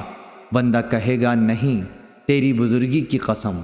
اور جیسے جیسے اللہ چاہے گا وہ قول و قرار کرے گا۔ آخر اللہ تعالیٰ جہنم کی طرف سے اس کا منہ پھیر دے گا۔ جب وہ جنت کی طرف منہ کرے گا اور اس کی شادابی نظروں کے سامنے آئی تو اللہ نے جتنی دیر چاہا وہ چپ رہے گا، لیکن پھر بول پڑے گا، اے اللہ، مجھے جنت کے دروازے کے قریب پہنچا دے۔ اللہ تعالیٰ پوچھے گا، کیا تو نے عہد و پیمان نہیں باندھا تھا کہ اس ایک سوال کے سوا اور کوئی سوال تو نہیں کرے گا؟ بندہ کہے گا، اے میرے رب، مجھے تیری مخلوق میں سب سے زیادہ بدنصیب نہ ہونا چاہیے۔ اللہ رب العزت فرمائے گا کہ پھر کیا ضمانت ہے کہ اگر تیری یہ تمنا پوری کر دی گئی تو دوسرا کوئی سوال نہیں کرے گا؟ بندہ کہے گا، نہیں، تیری عزت کی قسم، اب دوسرا سوال کوئی تجھ سے نہیں کروں گا۔ چنانچہ اپنے رب سے ہر طرح عہد و پیمان باندھے گا اور جنت کے دروازے تک پہنچا دیا جائے گا۔ دروازے پر پہنچ کر جب جنت کی پہنائی، تازگی اور مسرتوں کو دیکھے گا تو جب تک اللہ تعالیٰ چاہے گا وہ بندہ چپ رہے گا، لیکن آخر بول پڑے گا کہ اے اللہ، مجھے جنت کے اندر پہنچا دے۔ اللہ تعالیٰ فرمائے گا، افسوس اے ابن آدم، تو ایسا دغاباز کیوں بن گیا؟ کیا ابھی تو نے عہد و پیمان نہیں باندھا تھا کہ جو کچھ مجھے دے دیا گیا اس سے زیادہ اور کچھ نہیں مانگوں گا؟ بندہ کہے گا، اے رب، مجھے اپنی سب سے زیادہ بدنصیب مخلوق نہ بنا۔ اللہ پاک ہنس دے گا اور اسے جنت میں بھی داخلے کی اجازت عطا فرما دے گا، اور پھر فرمائے گا، مانگ، کیا ہے تیری تمنا؟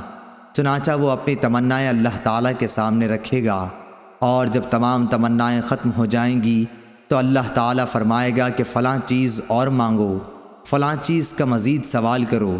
خود اللہ پاک ہی یاد دہانی کرائے گا، اور جب وہ تمام تمنائیں پوری ہو جائیں گی تو فرمائے گا کہ تمہیں یہ سب اور اتنی ہی اور دی گئیں۔ حضرت ابو سعید خدری رضی اللہ تعالیٰ عنہ نے حضرت ابو ہریرہ رضی اللہ تعالیٰ عنہ سے کہا کہ رسول اللہ صلی اللہ علیہ وسلم نے فرمایا کہ یہ اور اس سے 10 گنا اور زیادہ تمہیں دی گئیں۔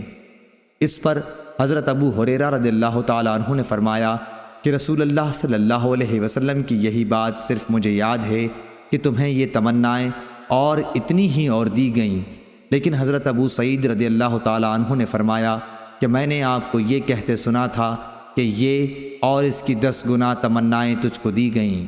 صحیح بخاری حدیث نمبر 806۔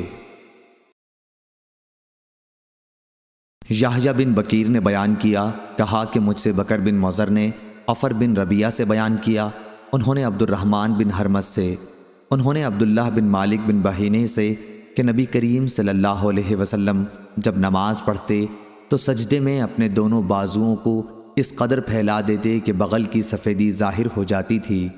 لیث بن سعد نے بیان کیا کہ مجھ سے جعفر بن ربیعہ نے اسی طرح حدیث بیان کی۔ صحیح بخاری حدیث نمبر 807۔ سلط بن محمد بصری نے بیان کیا، کہا ہم سے مہدی بن میمون نے واصل سے بیان کیا، انہوں نے ابو وائل سے، انہوں نے حذیفہ رضی اللہ تعالی عنہ سے کہ انہوں نے ایک شخص کو دیکھا جو رکوع اور سجدہ پوری طرح نہیں کرتا تھا۔ جب وہ نماز پڑھ چکا تو انہوں نے اس سے فرمایا کہ تو نے نماز ہی نہیں پڑھی۔ ابو وائل نے کہا کہ مجھے یاد آتا ہے کہ حذیفہ نے یہ فرمایا کہ اگر تم مر گئے تو تمہاری موت محمد صلی اللہ علیہ وسلم کے طریق پر نہیں ہوگی۔ صحیح بخاری حدیث نمبر 808۔ سفیان ثوری نے عمرو بن دینار سے بیان کیا، انہوں نے طاؤس سے، انہوں نے حضرت ابن عباس رضی اللہ تعالی عنہ سے، آپ نے بتلایا کہ نبی کریم صلی اللہ علیہ وسلم کو 7 اعضاء پر سجدے کا حکم دیا گیا تھا۔ اس طرح کہ نہ بالوں کو آپ سمیٹتے نہ کپڑے کو۔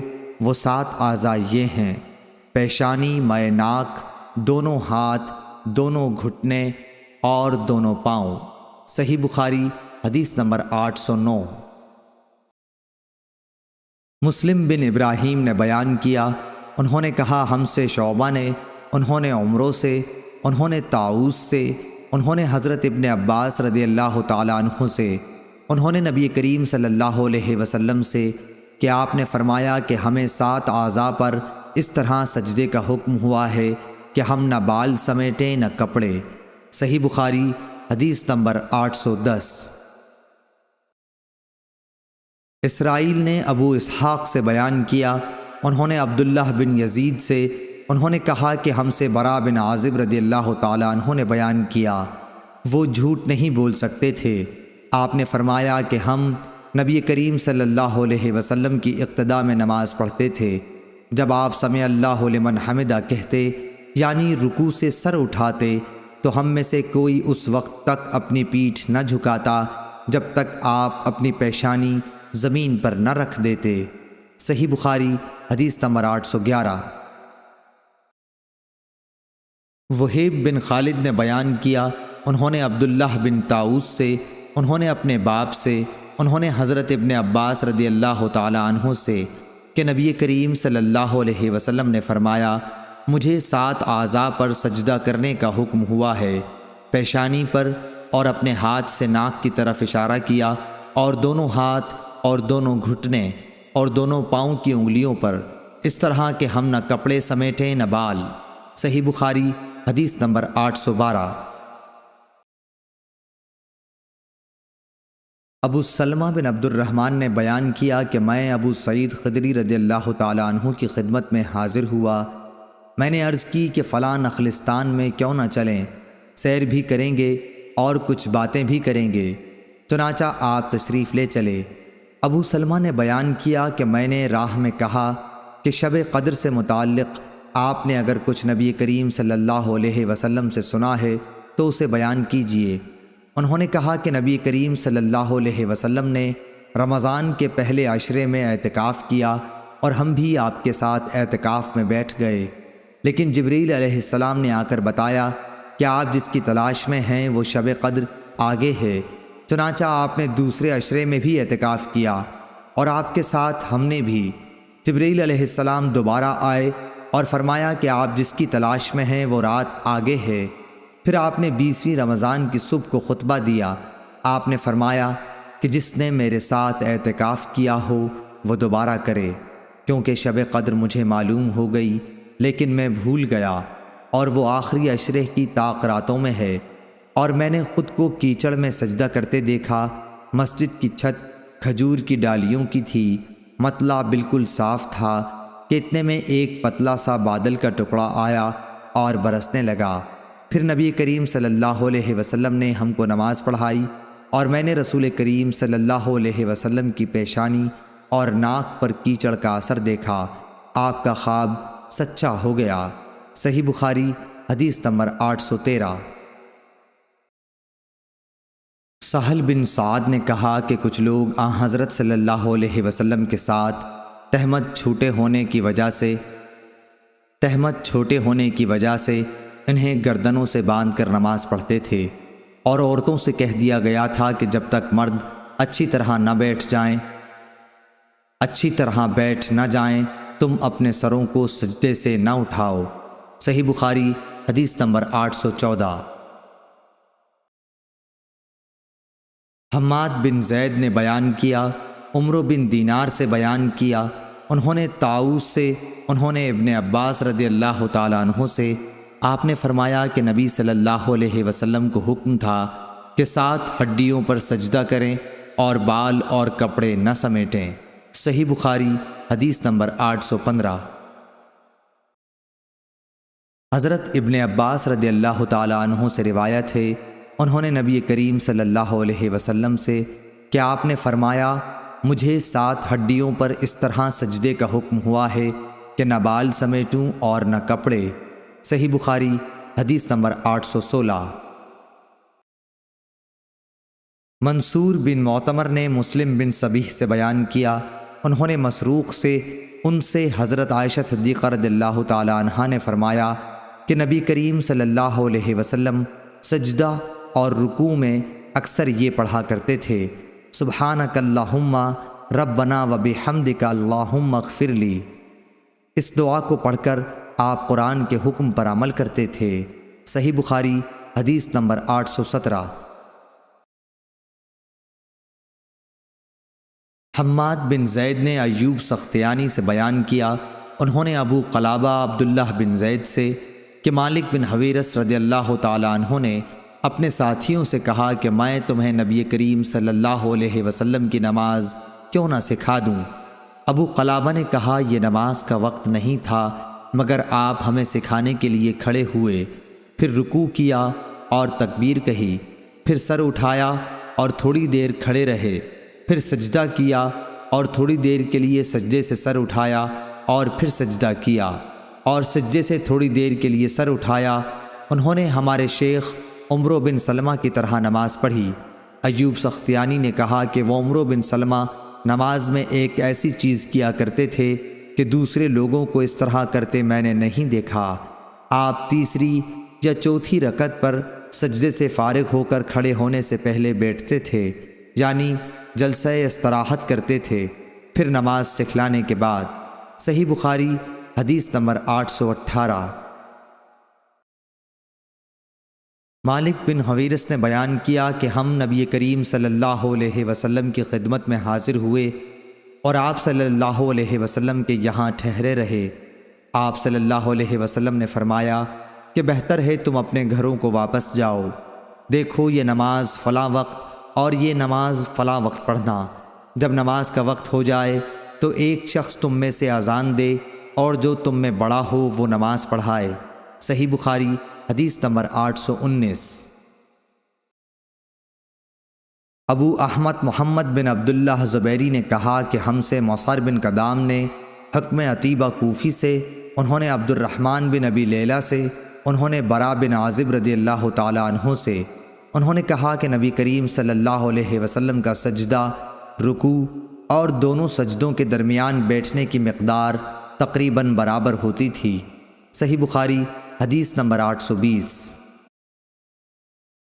حماد بن زید نے ثابت سے بیان کیا، انہوں نے حضرت انس بن مالک رضی اللہ تعالی عنہ سے، انہوں نے فرمایا کہ میں نے جس طرح نبی کریم صلی اللہ علیہ وسلم کو نماز پڑھتے دیکھا تھا، بالکل اسی طرح تم لوگوں کو نماز پڑھانے میں کسی قسم کی کوئی کمی نہیں چھوڑتا ہوں۔ ثابت نے بیان کیا حضرت انس بن مالک رضی اللہ تعالیٰ عنہ ایک ایسا عمل کرتے تھے جسے میں تمہیں کرتے نہیں دیکھتا۔ جب وہ رکوع سے سر اٹھاتے تو اتنی دیر تک کھڑے رہتے کہ دیکھنے والا سمجھتا کہ بھول گئے ہیں، اور اسی طرح دونوں سجدوں کے درمیان اتنی دیر تک بیٹھے رہتے کہ دیکھنے والا سمجھتا کہ بھول گئے ہیں۔ صحیح بخاری حدیث نمبر 821۔ شعبہ نے بیان کیا، انہوں نے کہا کہ میں نے قتادہ سے سنا، انہوں نے انس بن مالک رضی اللہ تعالی عنہ سے، انہوں نے بیان کیا کہ نبی کریم صلی اللہ علیہ وسلم نے فرمایا کہ سجدے میں اعتدال کو ملحوظ رکھو اور اپنے بازو کتوں کی طرح نہ پھیلایا کرو۔ صحیح بخاری حدیث نمبر 822۔ ابو قلابہ نے بیان کیا کہ مجھے مالک بن حویرث لیثی رضی اللہ تعالی عنہ نے خبر دی کہ آپ نے نبی کریم صلی اللہ علیہ وسلم کو نماز پڑھتے دیکھا۔ آپ صلی اللہ علیہ وسلم جب طاق رکعت میں ہوتے اس وقت تک نہ اٹھتے جب تک تھوڑی دیر بیٹھ نہ لیتے۔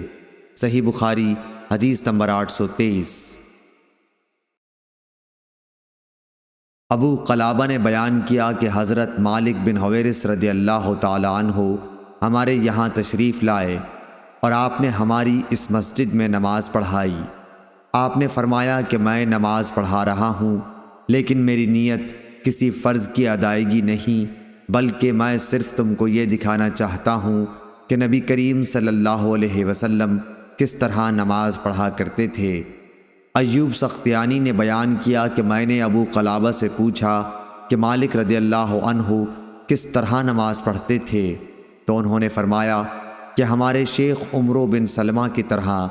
ایوب نے بیان کیا کہ شیخ تمام تکبیرات کہتے تھے، اور جب دوسرے سجدے سے سر اٹھاتے تو تھوڑی دیر بیٹھتے اور زمین کا سہارا لے کر پھر اٹھتے۔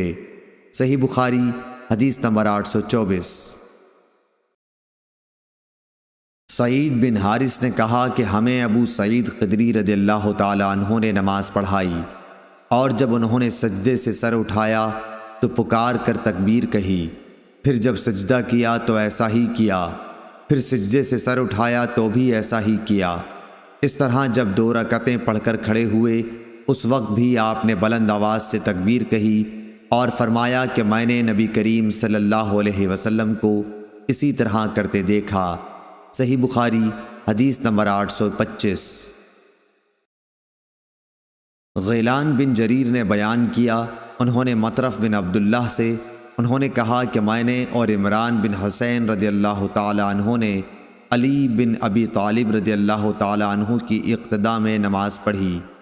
آپ نے جب سجدہ کیا، سجدے سے سر اٹھایا، 2 رکعتوں کے بعد کھڑے ہوئے تو ہر مرتبہ تکبیر کہی۔ جب آپ نے سلام پھیر دیا تو عمران بن حسین نے میرا ہاتھ پکڑ کر کہا کہ انہوں نے واقعی ہمیں حضرت محمد صلی اللہ علیہ وسلم کی طرح نماز پڑھائی ہے، یا یہ کہا کہ مجھے انہوں نے حضرت محمد صلی اللہ علیہ وسلم کی نماز یاد دلا دی۔ صحیح بخاری حدیث نمبر 826۔ امام مالک رحمۃ اللہ علیہ نے عبد الرحمن بن قاسم کے واسطے سے بیان کیا، انہوں نے عبداللہ بن عبداللہ سے انہوں نے خبر دی کہ حضرت عبداللہ بن عمر رضی اللہ تعالی عنہ کو وہ ہمیشہ دیکھتے کہ آپ نماز میں 4 زانو بیٹھتے ہیں۔ میں ابھی نوعمر تھا، میں نے بھی اسی طرح کرنا شروع کر دیا، لیکن حضرت عبداللہ بن عمر رضی اللہ تعالی عنہ نے اس سے روکا اور فرمایا کہ نماز میں سنت یہ ہے کہ تشہد میں دایاں پاؤں کھڑا رکھے اور بایاں پھیلا دے۔ میں نے کہا کہ آپ تو اسی میری طرح کرتے ہیں۔ آپ بولے کہ کمزوری کی وجہ سے میرے پاؤں میرا بوجھ نہیں اٹھا پاتے۔ صحیح بخاری حدیث نمبر 827۔ محمد بن عمرو بن عطا نے بیان کیا دوسری سند اور کہا کہ مجھ سے لیث نے بیان کیا اور ان سے یزید بن ابی حبیب اور یزید بن محمد نے بیان کیا، ان سے محمد بن عمرو بن حلحلہ نے بیان کیا، ان سے محمد بن عمرو بن عطا نے بیان کیا کہ وہ نبی کریم صلی اللہ علیہ وسلم کے چند اصحاب رضوان اللہ علیہم کے ساتھ بیٹھے ہوئے تھے کہ نبی کریم صلی اللہ علیہ وسلم کی نماز کا ذکر ہونے لگا، تو ابو حمید سعدی رضی اللہ تعالیٰ عنہ نے کہا کہ مجھے نبی کریم صلی اللہ علیہ وسلم کی نماز تم سب سے زیادہ یاد ہے۔ میں نے آپ کو دیکھا کہ جب آپ تکبیر کہتے تو اپنے ہاتھوں کو کندھوں تک لے جاتے، جب آپ رکوع کرتے تو گھٹنوں کو اپنے ہاتھوں سے پوری طرح پکڑ لیتے اور پیٹھ کو جھکا دیتے، پھر جب رکوع سے سر اٹھاتے تو اس طرح سیدھے کھڑے ہو جاتے کہ تمام جوڑ سیدھے ہو جاتے۔ جب آپ سجدہ کرتے تو آپ اپنے ہاتھوں کو زمین پر اس طرح رکھتے کہ نہ بالکل پھیلے ہوئے ہوتے اور نہ سمٹے ہوئے، پاؤں کی انگلیوں کے منہ قبلے کی طرف رکھتے۔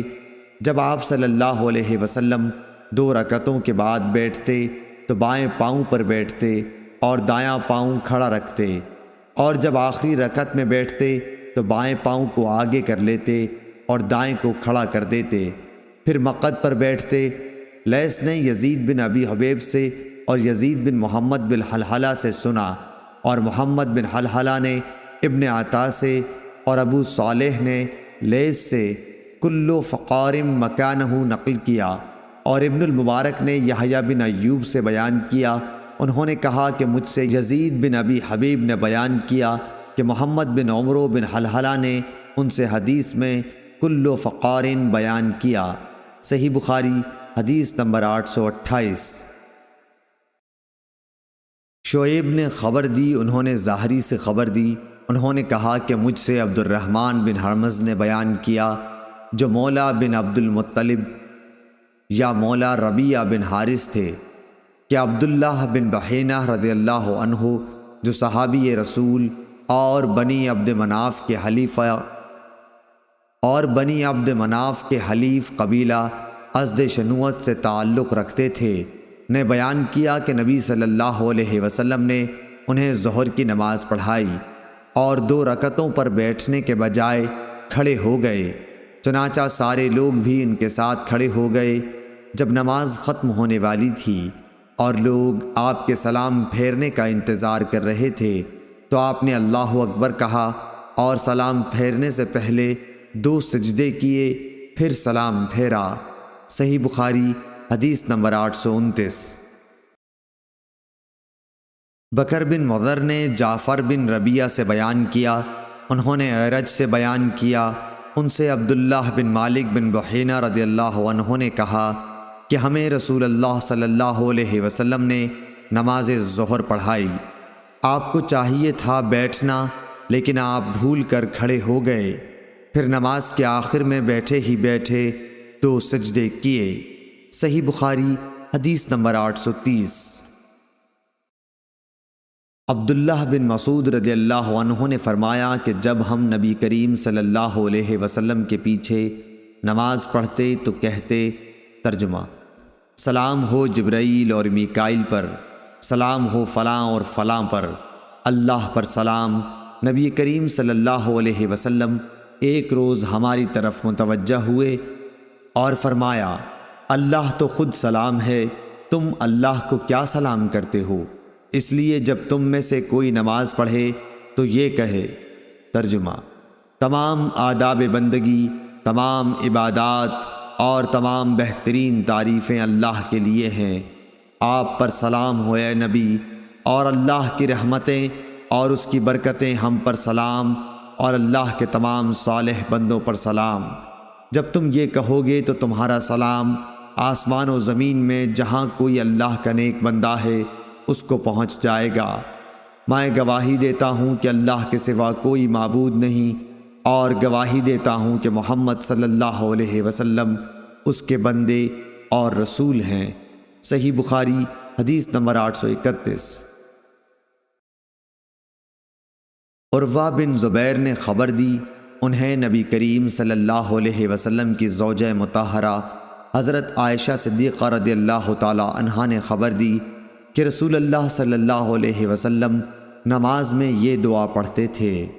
ترجمہ: اے اللہ، قبر کے عذاب سے میں تیری پناہ مانگتا ہوں، زندگی کے اور موت کے فتنوں سے تیری پناہ مانگتا ہوں، دجال کے فتنے سے تیری پناہ مانگتا ہوں، اور اے اللہ، میں تیری پناہ مانگتا ہوں گناہوں سے اور قرض سے۔ کسی یعنی ام المومنین حضرت عائشہ رضی اللہ تعالی عنہا نے حضور صلی اللہ علیہ وسلم سے عرض کی کہ آپ صلی اللہ علیہ وسلم تو قرض سے بہت ہی زیادہ پناہ مانگتے ہیں۔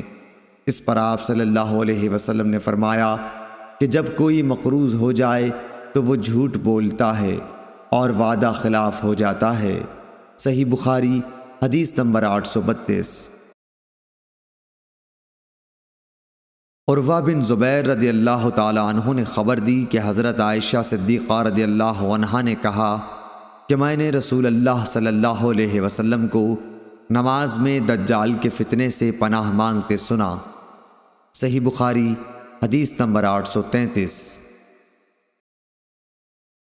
ابو بکر صدیق رضی اللہ تعالی عنہ سے روایت ہے کہ انہوں نے رسول اللہ صلی اللہ علیہ وسلم سے عرض کیا کہ آپ مجھے کوئی ایسی دعا سکھا دیجئے جسے میں نماز میں پڑھا کروں۔ آپ نے فرمایا کہ یہ دعا پڑھا کرو۔ ترجمہ: اے اللہ، میں نے اپنی جان پر گناہ کر کے بہت زیادہ ظلم کیا، پس گناہوں کو تیرے سوا کوئی دوسرا معاف کرنے والا نہیں، مجھے اپنے پاس سے بھرپور مغفرت عطا فرما اور مجھ پر رحم کر کہ مغفرت کرنے والا اور رحم کرنے والا بے شک و شبہ تو ہی ہے۔ صحیح بخاری حدیث نمبر 834۔ یحییٰ بن سعید قطان نے اعمش سے بیان کیا، انہوں نے کہا کہ مجھ سے شفیق نے عبداللہ بن مسعود رضی اللہ عنہ سے بیان کیا، انہوں نے فرمایا کہ پہلے جب ہم نبی کریم صلی اللہ علیہ وسلم کے ساتھ نماز پڑھتے تو ہم قاعدہ میں یہ کہا کرتے تھے کہ اس کے بندوں کی طرف سے اللہ پر سلام ہو اور فلاں پر سلام ہو۔ اس پر نبی کریم صلی اللہ علیہ وسلم نے فرمایا کہ یہ نہ کہو کہ اللہ پر سلام، کیونکہ اللہ تو خود سلام ہے، بلکہ یہ کہو۔ ترجمہ: آداب بندگان اور تمام عبادات اور تمام پاکیزہ خیراتیں اللہ ہی کے لیے ہیں۔ آپ پر اے نبی سلام ہو اور اللہ کی رحمتیں اور برکتیں نازل ہوں۔ ہم پر اور اللہ کے صالح بندوں پر سلام ہو۔ اور جب تم یہ کہو گے تو آسمان پر خدا کے بندوں کو پہنچے گا۔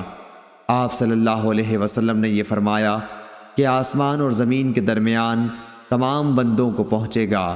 میں گواہی دیتا ہوں کہ اللہ کے سوا کوئی معبود نہیں، اور میں گواہی دیتا ہوں کہ حضرت محمد صلی اللہ علیہ وسلم اس کے بندے اور رسول ہیں۔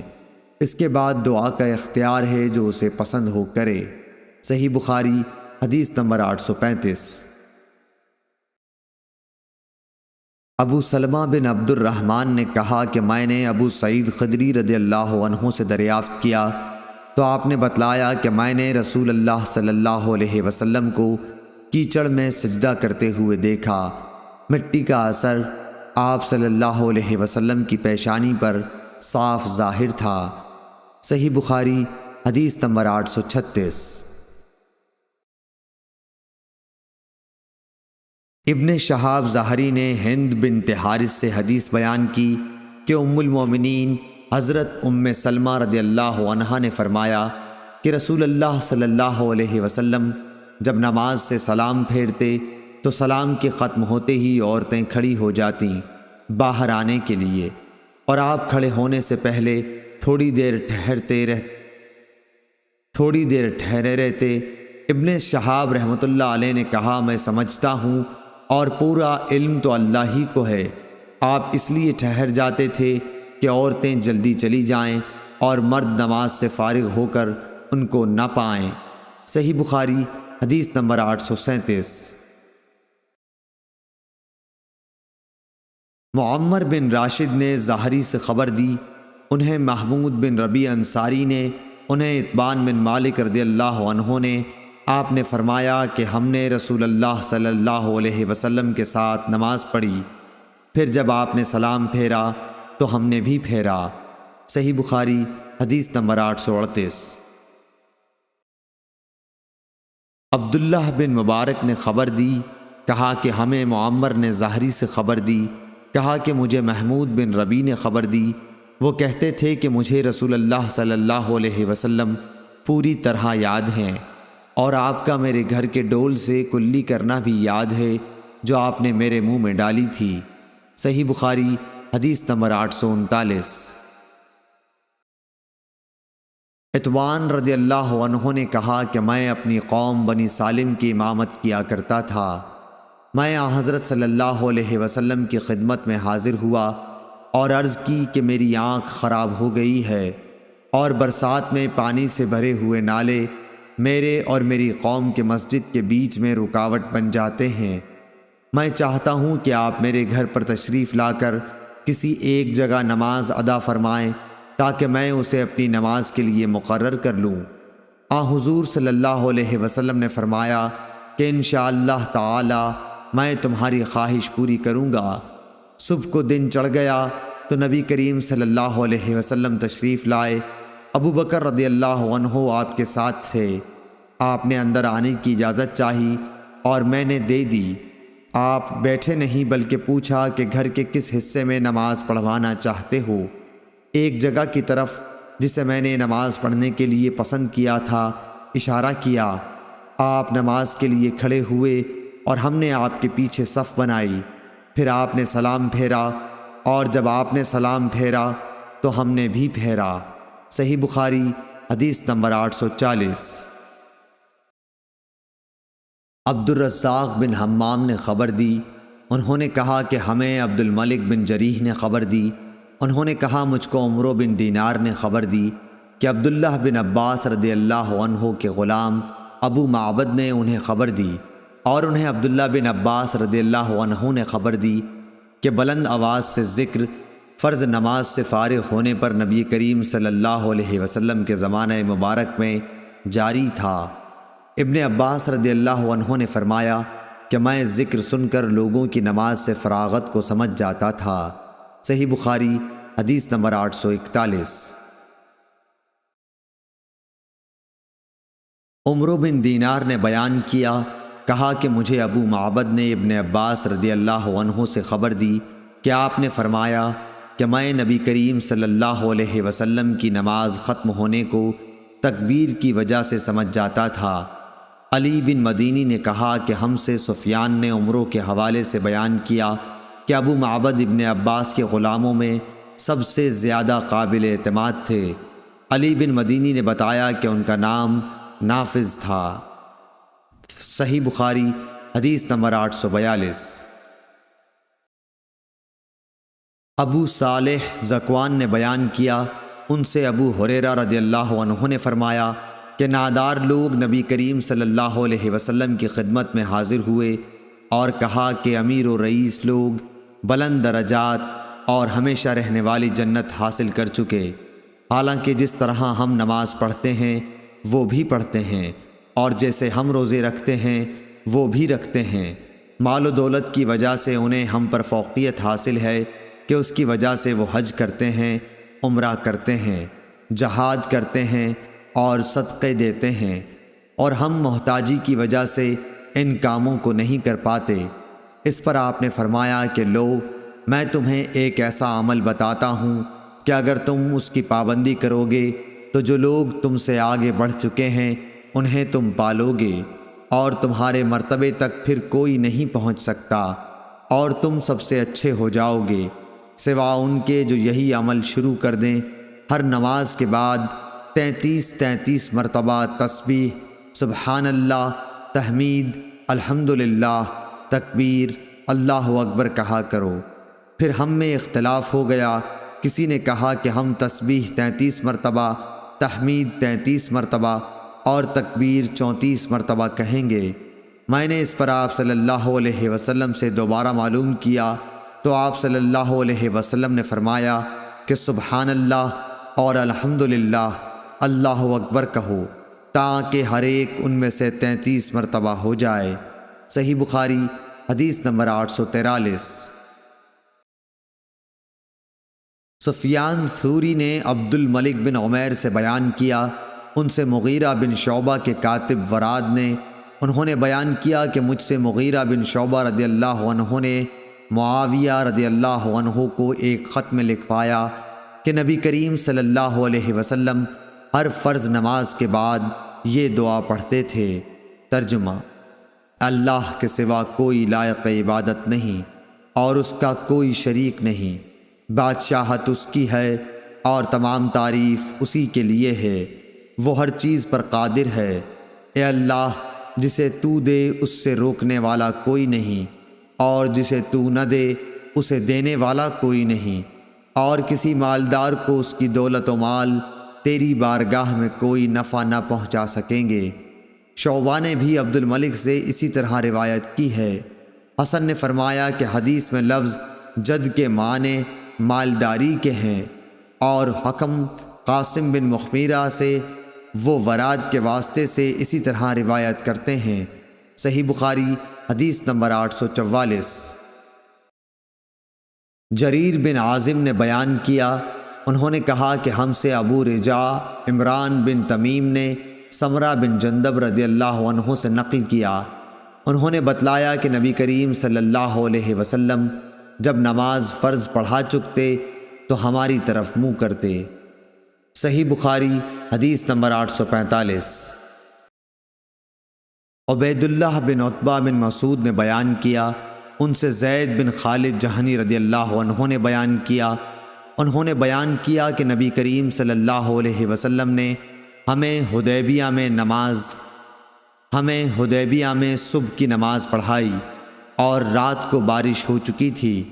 نماز سے فارغ ہونے کے بعد آپ نے لوگوں کی طرف منہ کیا اور فرمایا، معلوم ہے تمہارے رب نے کیا فرمایا ہے؟ لوگوں نے کہا کہ اللہ اور اس کے رسول خوب جانتے ہیں۔ آپ صلی اللہ علیہ وسلم نے فرمایا، کہ تمہارے رب کا ارشاد ہے کہ صبح ہوئی تو میرے کچھ بندے مجھ پر ایمان لائے اور کچھ میرے منکر ہوئے۔ جس نے کہا کہ اللہ کے فضل اور اس کی رحمت سے ہمارے لیے بارش ہوئی تو وہ میرا مومن ہے اور ستاروں کا منکر، اور جس نے کہا کہ فلاں تارے کے فلانی جگہ پر آنے سے بارش ہوئی وہ میرا منکر ہے اور ستاروں کا مومن۔ صحیح بخاری حدیث نمبر 846۔ حمید ذیلی نے خبر دی اور انہیں انس بن مالک رضی اللہ عنہ نے کہ رسول اللہ صلی اللہ علیہ وسلم نے ایک رات عشاء کی نماز میں دیر فرمائی تقریباً آدھی رات تک، پھر آخر حجرے سے باہر تشریف لائے اور نماز کے بعد ہماری طرف منہ کیا اور فرمایا کہ دوسرے لوگ نماز پڑھ کر سو چکے، لیکن تم لوگ جب تک نماز کا انتظار کرتے رہے گویا نماز ہی میں رہے، یعنی تم کو نماز کا ثواب ملتا رہا۔ صحیح بخاری حدیث نمبر 847۔ آدم بن ابی ایاس نے کہا کہ ان سے شعبہ نے بیان کیا، ان سے ایوب سختیانی نے، ان سے نافع نے فرمایا کہ حضرت عبداللہ بن عمر رضی اللہ عنہ نفل اس جگہ پڑھتے تھے جس جگہ فرض پڑھتے۔ قاسم بن محمد بن ابی بکر نے بھی اسی طرح کیا ہے، اور ابو ہریرہ رضی اللہ عنہ سے مرفوعاً روایت ہے کہ امام اپنی فرض پڑھنے کی جگہ پر نفل نہ پڑھے، اور یہ صحیح نہیں۔ صحیح بخاری حدیث نمبر 848۔ عبد الملک نے بیان کیا کہ ہم سے ابراہیم بن سعد نے بیان کیا، انہوں نے کہا کہ ہم سے زہری نے ہند بنت حارث سے بیان کیا، ان سے ام المومنین حضرت ام سلمہ رضی اللہ عنہا نے بیان کیا کہ نبی کریم صلی اللہ علیہ وسلم جب سلام پھیرتے تو کچھ دیر اپنی جگہ پر بیٹھے رہتے۔ ابن شہاب نے کہا اللہ بہتر جانے، ہم تو یہ سمجھتے ہیں کہ یہ آپ اس لیے کرتے تھے تاکہ عورتیں پہلے چلی جائیں۔ صحیح بخاری حدیث نمبر 849۔ نافع بن یزید نے کہا کہ مجھ سے جعفر بن ربیعہ نے بیان کیا کہ ابن شہاب زہری نے انہیں لکھ بھیجا کہ مجھ سے ہند بنت حارث فراسیہ نے بیان کیا، اور ان سے نبی کریم صلی اللہ علیہ وسلم کی پاک بیوی ام سلمہ رضی اللہ عنہا نے ہند ان کی صحبت میں رہتی تھی۔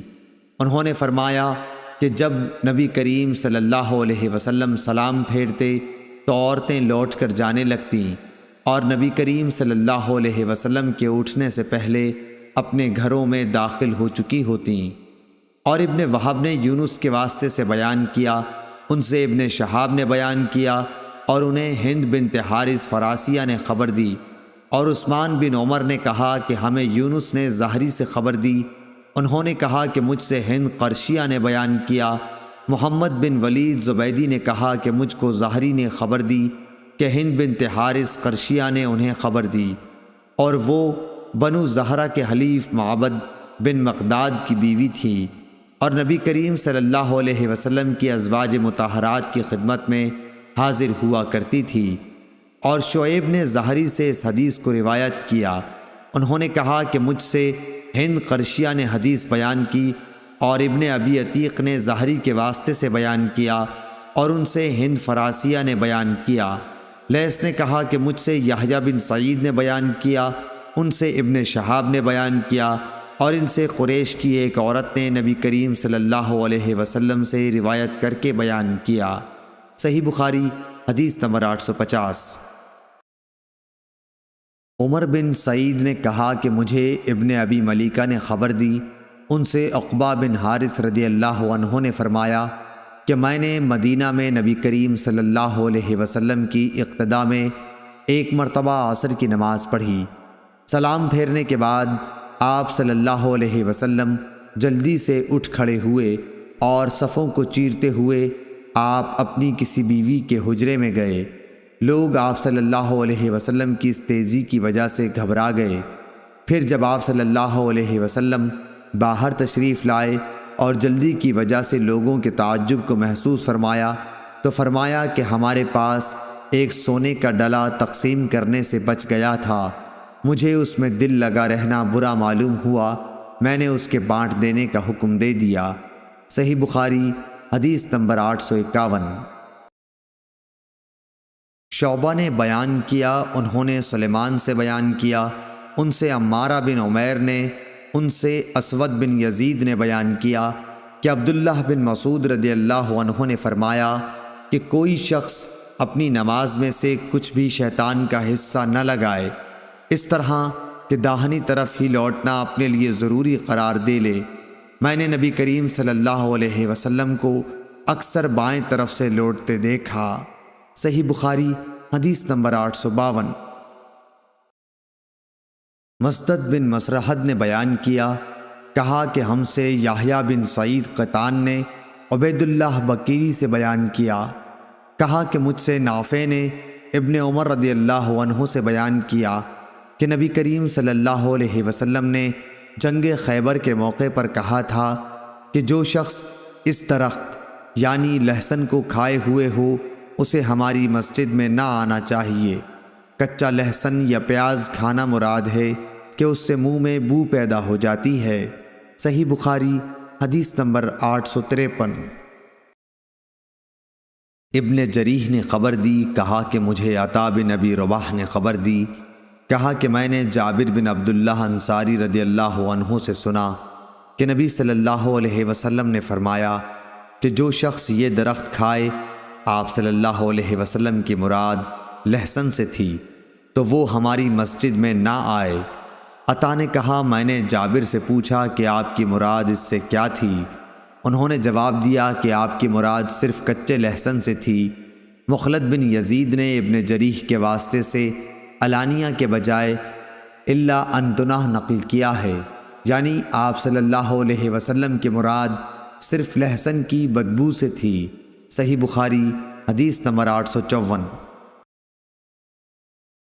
عطا جابر بن عبداللہ سے روایت کرتے تھے کہ نبی کریم صلی اللہ علیہ وسلم نے فرمایا کہ جو لہسن یا پیاز کھائے ہوئے ہو تو وہ ہم سے دور رہے، یا یہ کہا اسے ہماری مسجد سے دور رہنا چاہیے، یا اسے اپنے گھر میں ہی بیٹھنا چاہیے۔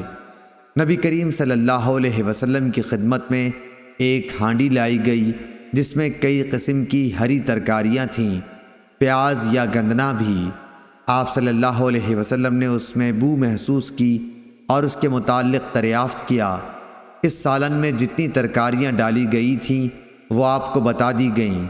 وہاں ایک صحابی موجود تھے، آپ صلی اللہ علیہ وسلم نے فرمایا کہ اس کی طرف یہ سالن بڑھا دو۔ آپ صلی اللہ علیہ وسلم نے اسے کھانا پسند نہیں فرمایا اور فرمایا کہ تم لوگ کھا لو، میری جن سے سرگوشی رہتی ہے تمہاری نہیں رہتی۔ اور احمد بن صالح نے ابن وہب سے یوں نقل کیا کہ تھال آپ صلی اللہ علیہ وسلم کی خدمت میں لائی گئی تھی۔ ابن وہب نے کہا کہ طبق جس میں ہری ترکاریاں تھیں، اور لیث اور ابو صفوان نے یونس سے روایت میں ہانڈی کا قصہ نہیں بیان کیا ہے۔ امام بخاری رحمۃ اللہ علیہ نے یا سعید یا ابن وہب نے کہا میں نہیں کہہ سکتا کہ یہ خود ظاہری کا قول ہے یا حدیث میں داخل ہے۔ صحیح بخاری حدیث نمبر 855۔ عبدالعزیز بن صہیب نے بیان کیا کہ حضرت انس بن مالک رضی اللہ عنہ سے ایک شخص نے پوچھا کہ آپ نے نبی کریم صلی اللہ علیہ وسلم سے لہسن کے بارے میں کیا سنا ہے؟ انہوں نے بتایا کہ آپ صلی اللہ علیہ وسلم نے فرمایا کہ جو شخص اس درخت کو کھائے وہ ہمارے قریب نہ آئے، ہمارے ساتھ نماز نہ پڑھے۔ صحیح بخاری حدیث نمبر 856۔ غندر نے بیان کیا، ان سے شعبہ نے بیان کیا، انہوں نے سلیمان شیبانی سے سنا، انہوں نے شعبی سے، انہوں نے بیان کیا کہ مجھے ایک ایسے شخص نے خبر دی جو ایک مرتبہ نبی کریم صلی اللہ علیہ وسلم کے ساتھ ایک اکیلی الگ تھلگ ٹوٹی ہوئی قبر پر سے گزر رہے تھے۔ وہاں حضرت صلی اللہ علیہ وسلم نے نماز پڑھائی اور لوگ آپ صلی اللہ علیہ وسلم کے پیچھے صف باندھے ہوئے تھے۔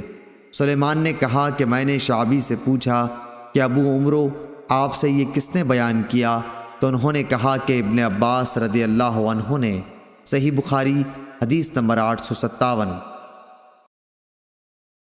صفوان بن سلیم نے عطا سے بیان کیا ان سے ابو سعید خدری رضی اللہ عنہ نے بیان کیا، ان سے نبی کریم صلی اللہ علیہ وسلم نے فرمایا کہ جمعے کے دن ہر بالغ کے لیے غسل ضروری ہے۔ صحیح بخاری حدیث نمبر 858۔ قریب نے خبر دی ابن عباس سے، انہوں نے بیان کیا کہ ایک رات میں اپنی خالہ میمونہ رضی اللہ عنہا کے یہاں سویا اور رسول کریم صلی اللہ علیہ وسلم بھی وہاں سو گئے۔ پھر رات کا ایک حصہ جب گزر گیا، آپ کھڑے ہوئے اور ایک لٹکی ہوئی مشک سے ہلکا سا وضو کیا۔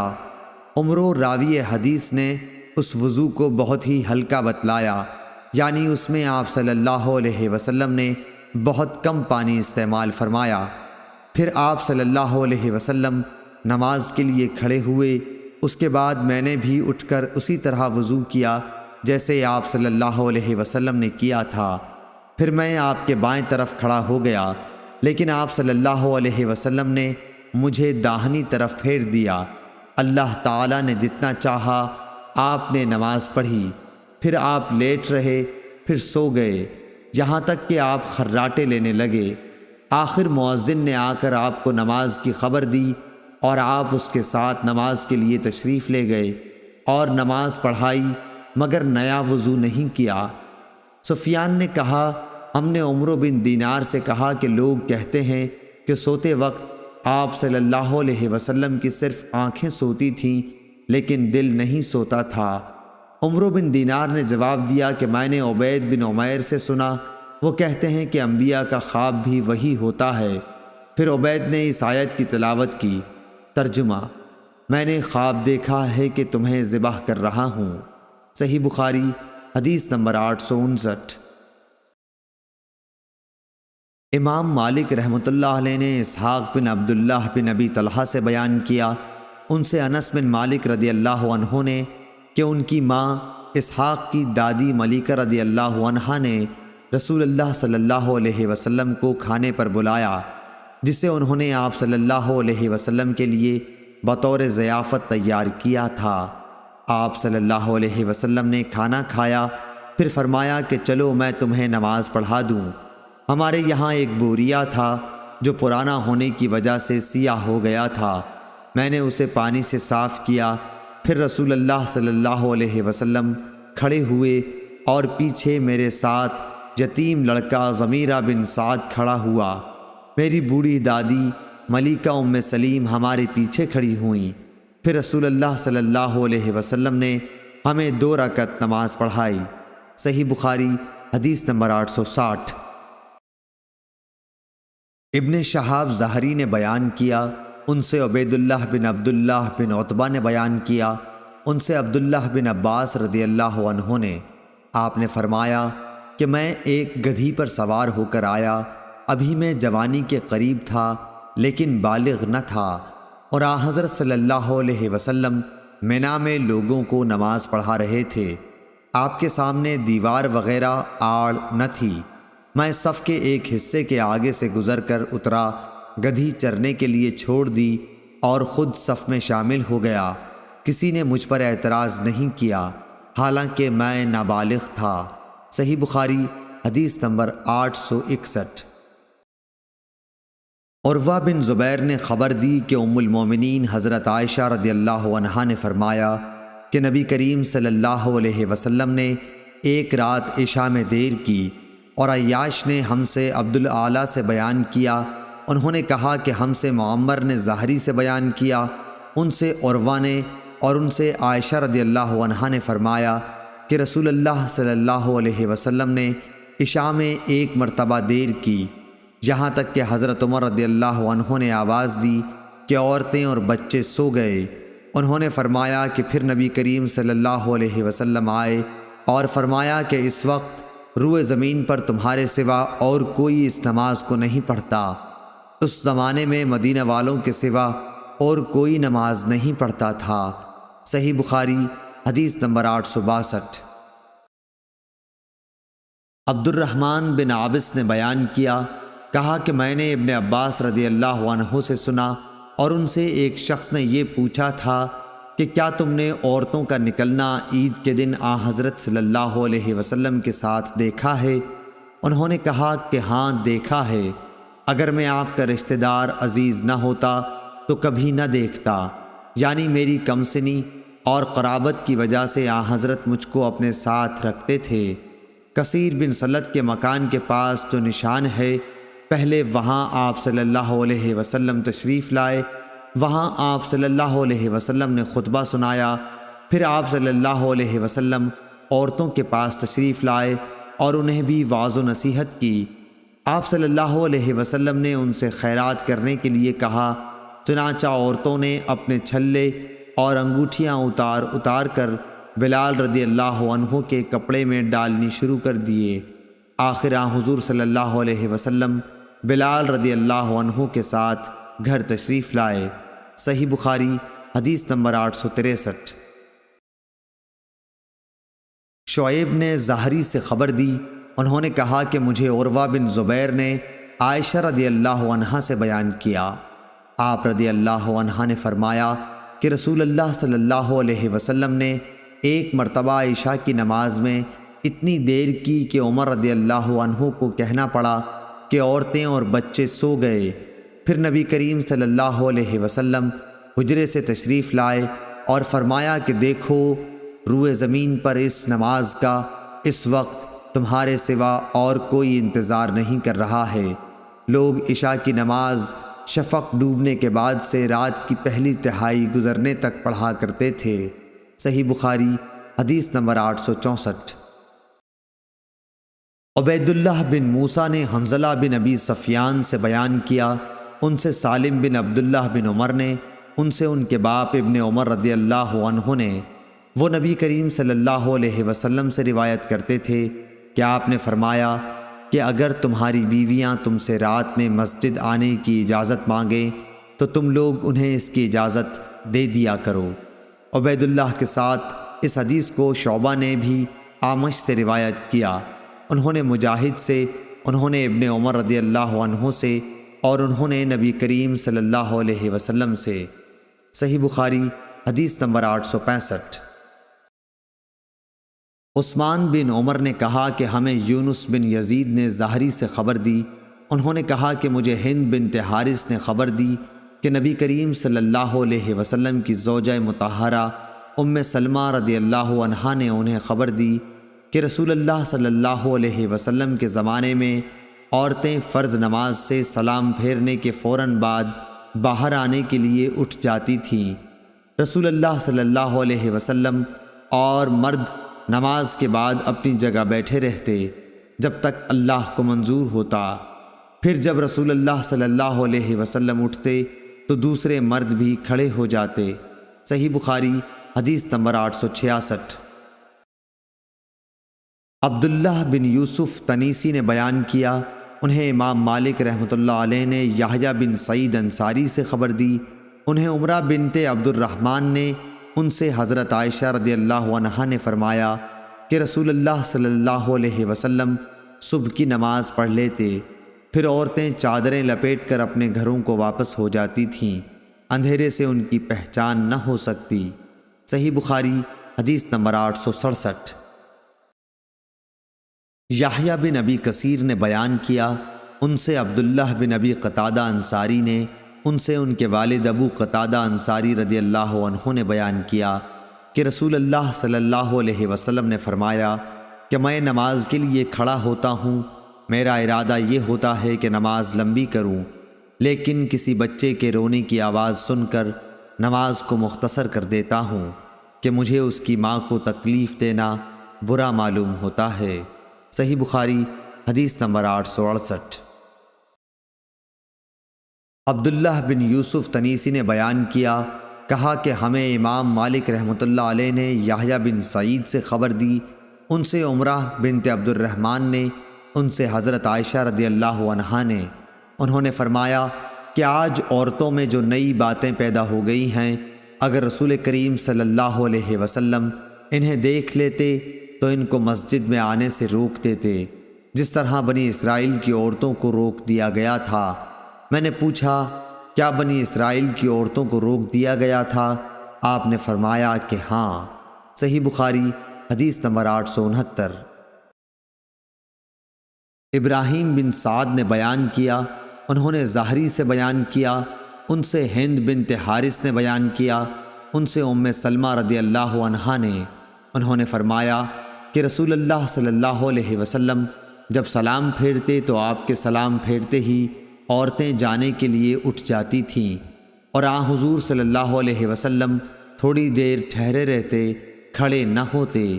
زہری نے کہا کہ ہم یہ سمجھتے ہیں کہ آگے اللہ جانے، یہ اس لیے تھا تاکہ عورتیں مردوں سے پہلے نکل جائیں۔ صحیح بخاری حدیث نمبر 870۔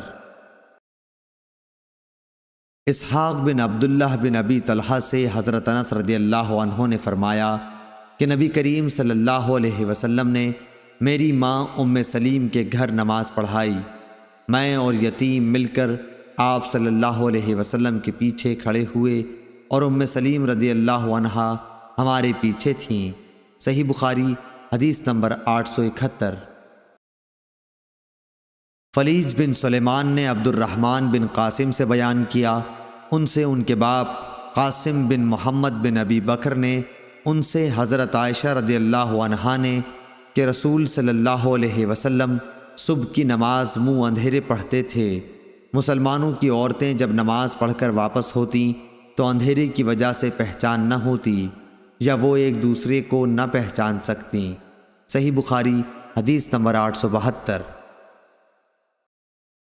یزید بن زری نے بیان کیا، ان سے زہری نے، ان سے سالم بن عبداللہ بن عمر نے، ان سے ان کے باپ نے، انہوں نے نبی کریم صلی اللہ علیہ وسلم سے روایت کی ہے کہ آپ نے فرمایا کہ جب تم میں سے کسی کی بیوی نماز پڑھنے کے لیے مسجد میں آنے کی اس سے اجازت مانگے تو شوہر کو چاہیے کہ اس کو نہ روکے۔ صحیح بخاری حدیث نمبر 873۔ سفیان بن عیینہ نے بیان کیا، ان سے اسحاق بن عبداللہ بن ابی طلحہ نے، ان سے حضرت انس رضی اللہ عنہ نے فرمایا کہ نبی کریم صلی اللہ علیہ وسلم نے میری ماں ام سلیم کے گھر نماز پڑھائی، میں اور یتیم مل کر آپ صلی اللہ علیہ وسلم کے پیچھے کھڑے ہوئے اور ام سلیم رضی اللہ عنہا ہمارے پیچھے تھیں۔ صحیح بخاری حدیث نمبر 874۔ ابراہیم بن سعد نے بیان کیا، انہوں نے زہری سے بیان کیا، ان سے ہند بنت حارث نے بیان کیا، ان سے ام سلمہ رضی اللہ عنہا نے، انہوں نے فرمایا کہ رسول اللہ صلی اللہ علیہ وسلم جب سلام پھیرتے تو آپ کے سلام پھیرتے ہی عورتیں جانے کے لیے اٹھ جاتی تھیں، اور حضور صلی اللہ علیہ وسلم تھوڑی دیر ٹھہرے رہتے، کھڑے نہ ہوتے۔ زہری نے کہا کہ ہم یہ سمجھتے ہیں آگے اللہ جانے، یہ اس لیے تاکہ عورتیں مردوں سے پہلے نکل جائیں۔ صحیح بخاری حدیث نمبر 875۔